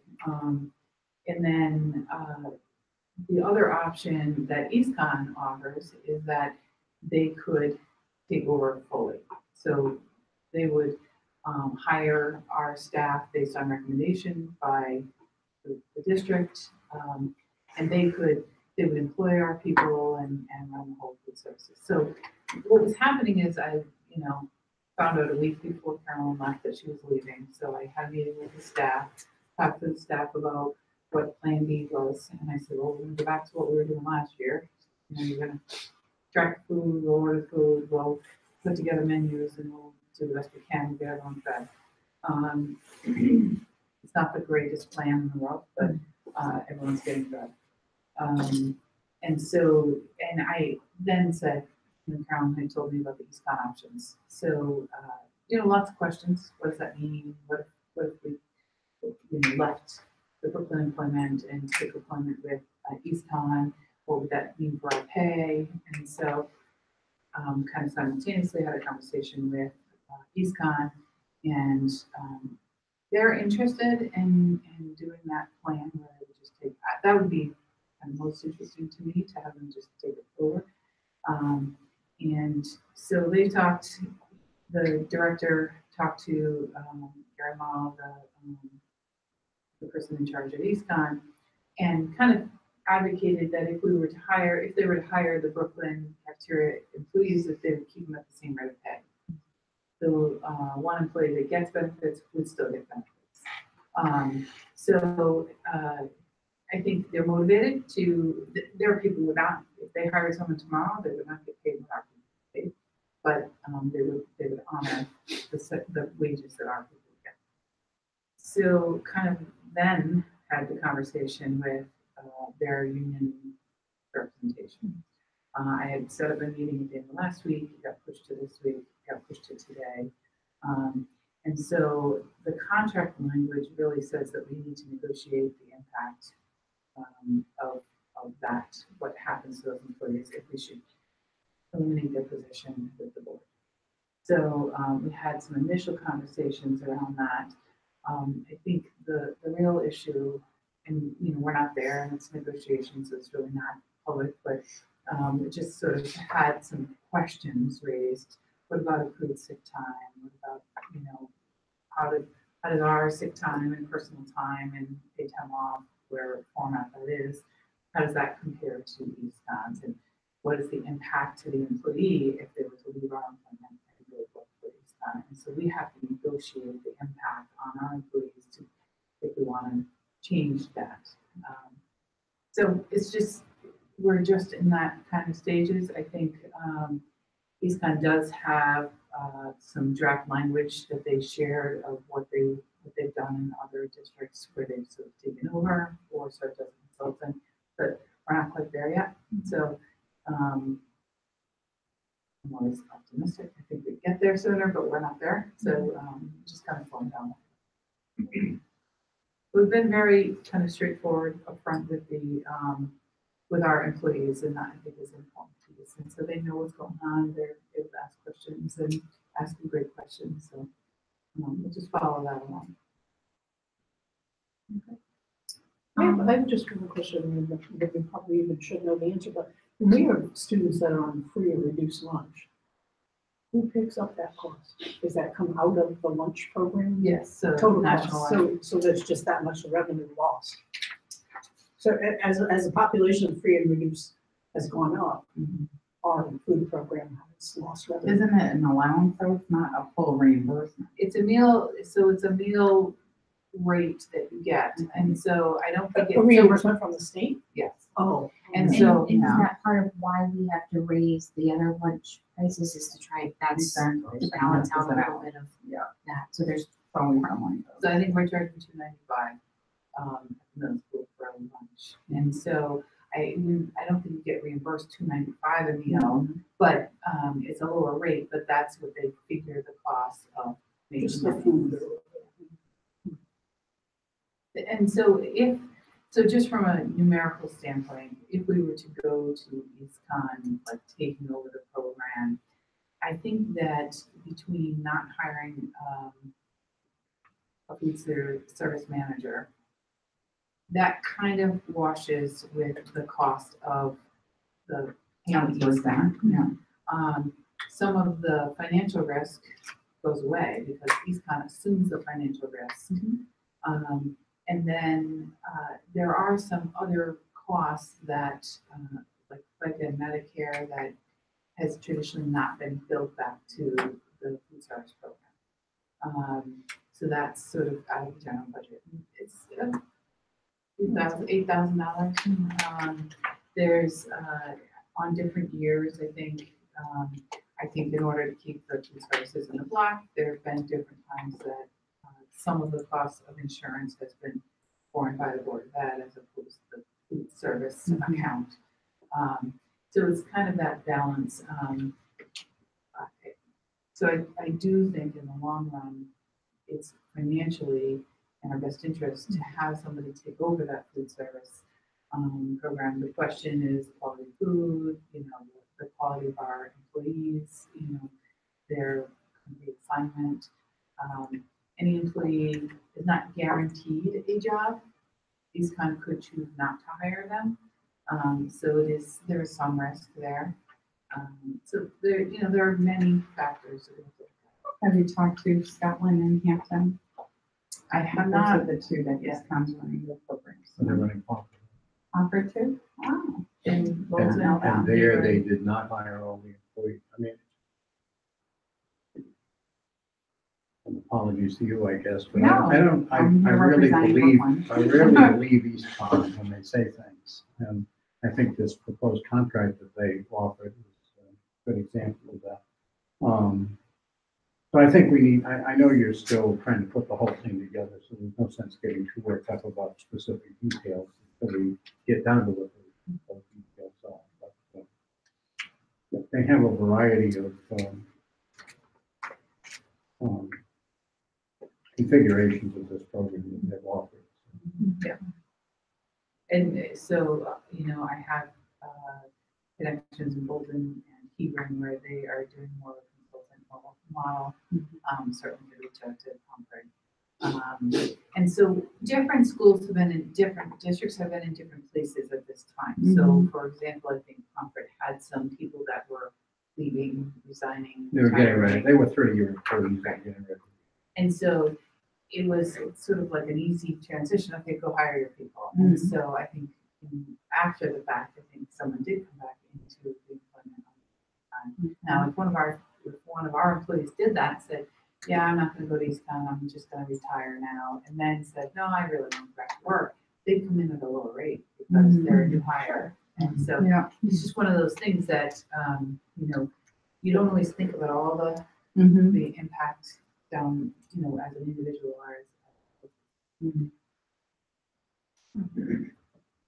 Any other new business that? Excuse me, on this contract that EastCon offered you, when you get to the final agreement, if they try to write this thing the way they've written this, where they say they are going to have full administrative control, but they follow it up with a paragraph that says, notwithstanding the foregoing, the parties acknowledge that the State Department of Education will continue to hold the Brooklyn schools accountable, then they shouldn't have full administrative control, or they should have control subject to your approval at every point. And the other thing that really bothers me about this is why on earth, if that's the way they're gonna run it, would we mutually indemnify one another? If they're running it and they screw up, they're responsible, not us. Okay, that's all. Thank you. Any other new business that we brought? I do want to do like one quick other thing. I was at the town hall today. There are sample ballots at the town hall that you can pick up, or they're on the website. Just to let you know, it's a two-sided thing and it's quite extensive. So just in case anybody's got any questions about that, you still have time to register to vote until the 30th. And there are actually 2 questions, so there's pamphlets of information. But I just wanted to put that out there because I know somebody had asked me about the ballot sample, and I got that from the clerk's office today. So, but it is actually online. So anybody has any questions about that? Public comment. Not Jenny. Jenny. I'm gonna take Yeah. that as a no. And Patty, before we go into executive session, we don't have to come out of executive session to make any decisions on these items, or it's just to discuss? Are we potentially making decisions? I think that you will need to, because those questions went to you as a board for both of those. Okay, all right, so we will need to So, make a decision. I Okay, think so, okay. but I can record that and get that information. Okay, all right, so what we're gonna do is we are going to go into executive session A. And so I will entertain a motion to go into executive session. Thank you, Jeff. Can we Stretch stretch for for 2 minutes? We can stretch for 2 minutes. Okay, if you good. want to. Sorry. They're 2 separate matters. Oh, okay. And it is recommended by the FOI commission that when you do multiple things in executive session, to actually have a different executive session, so that way. Okay. You go in, come out, and go back in. Exactly, so that way they're considered separate, so if there was any contention about one executive session, then that's just that, not the every. Okay. Are we on break right now? Yes, we're on break, we're not in executive session. no, we're not in executive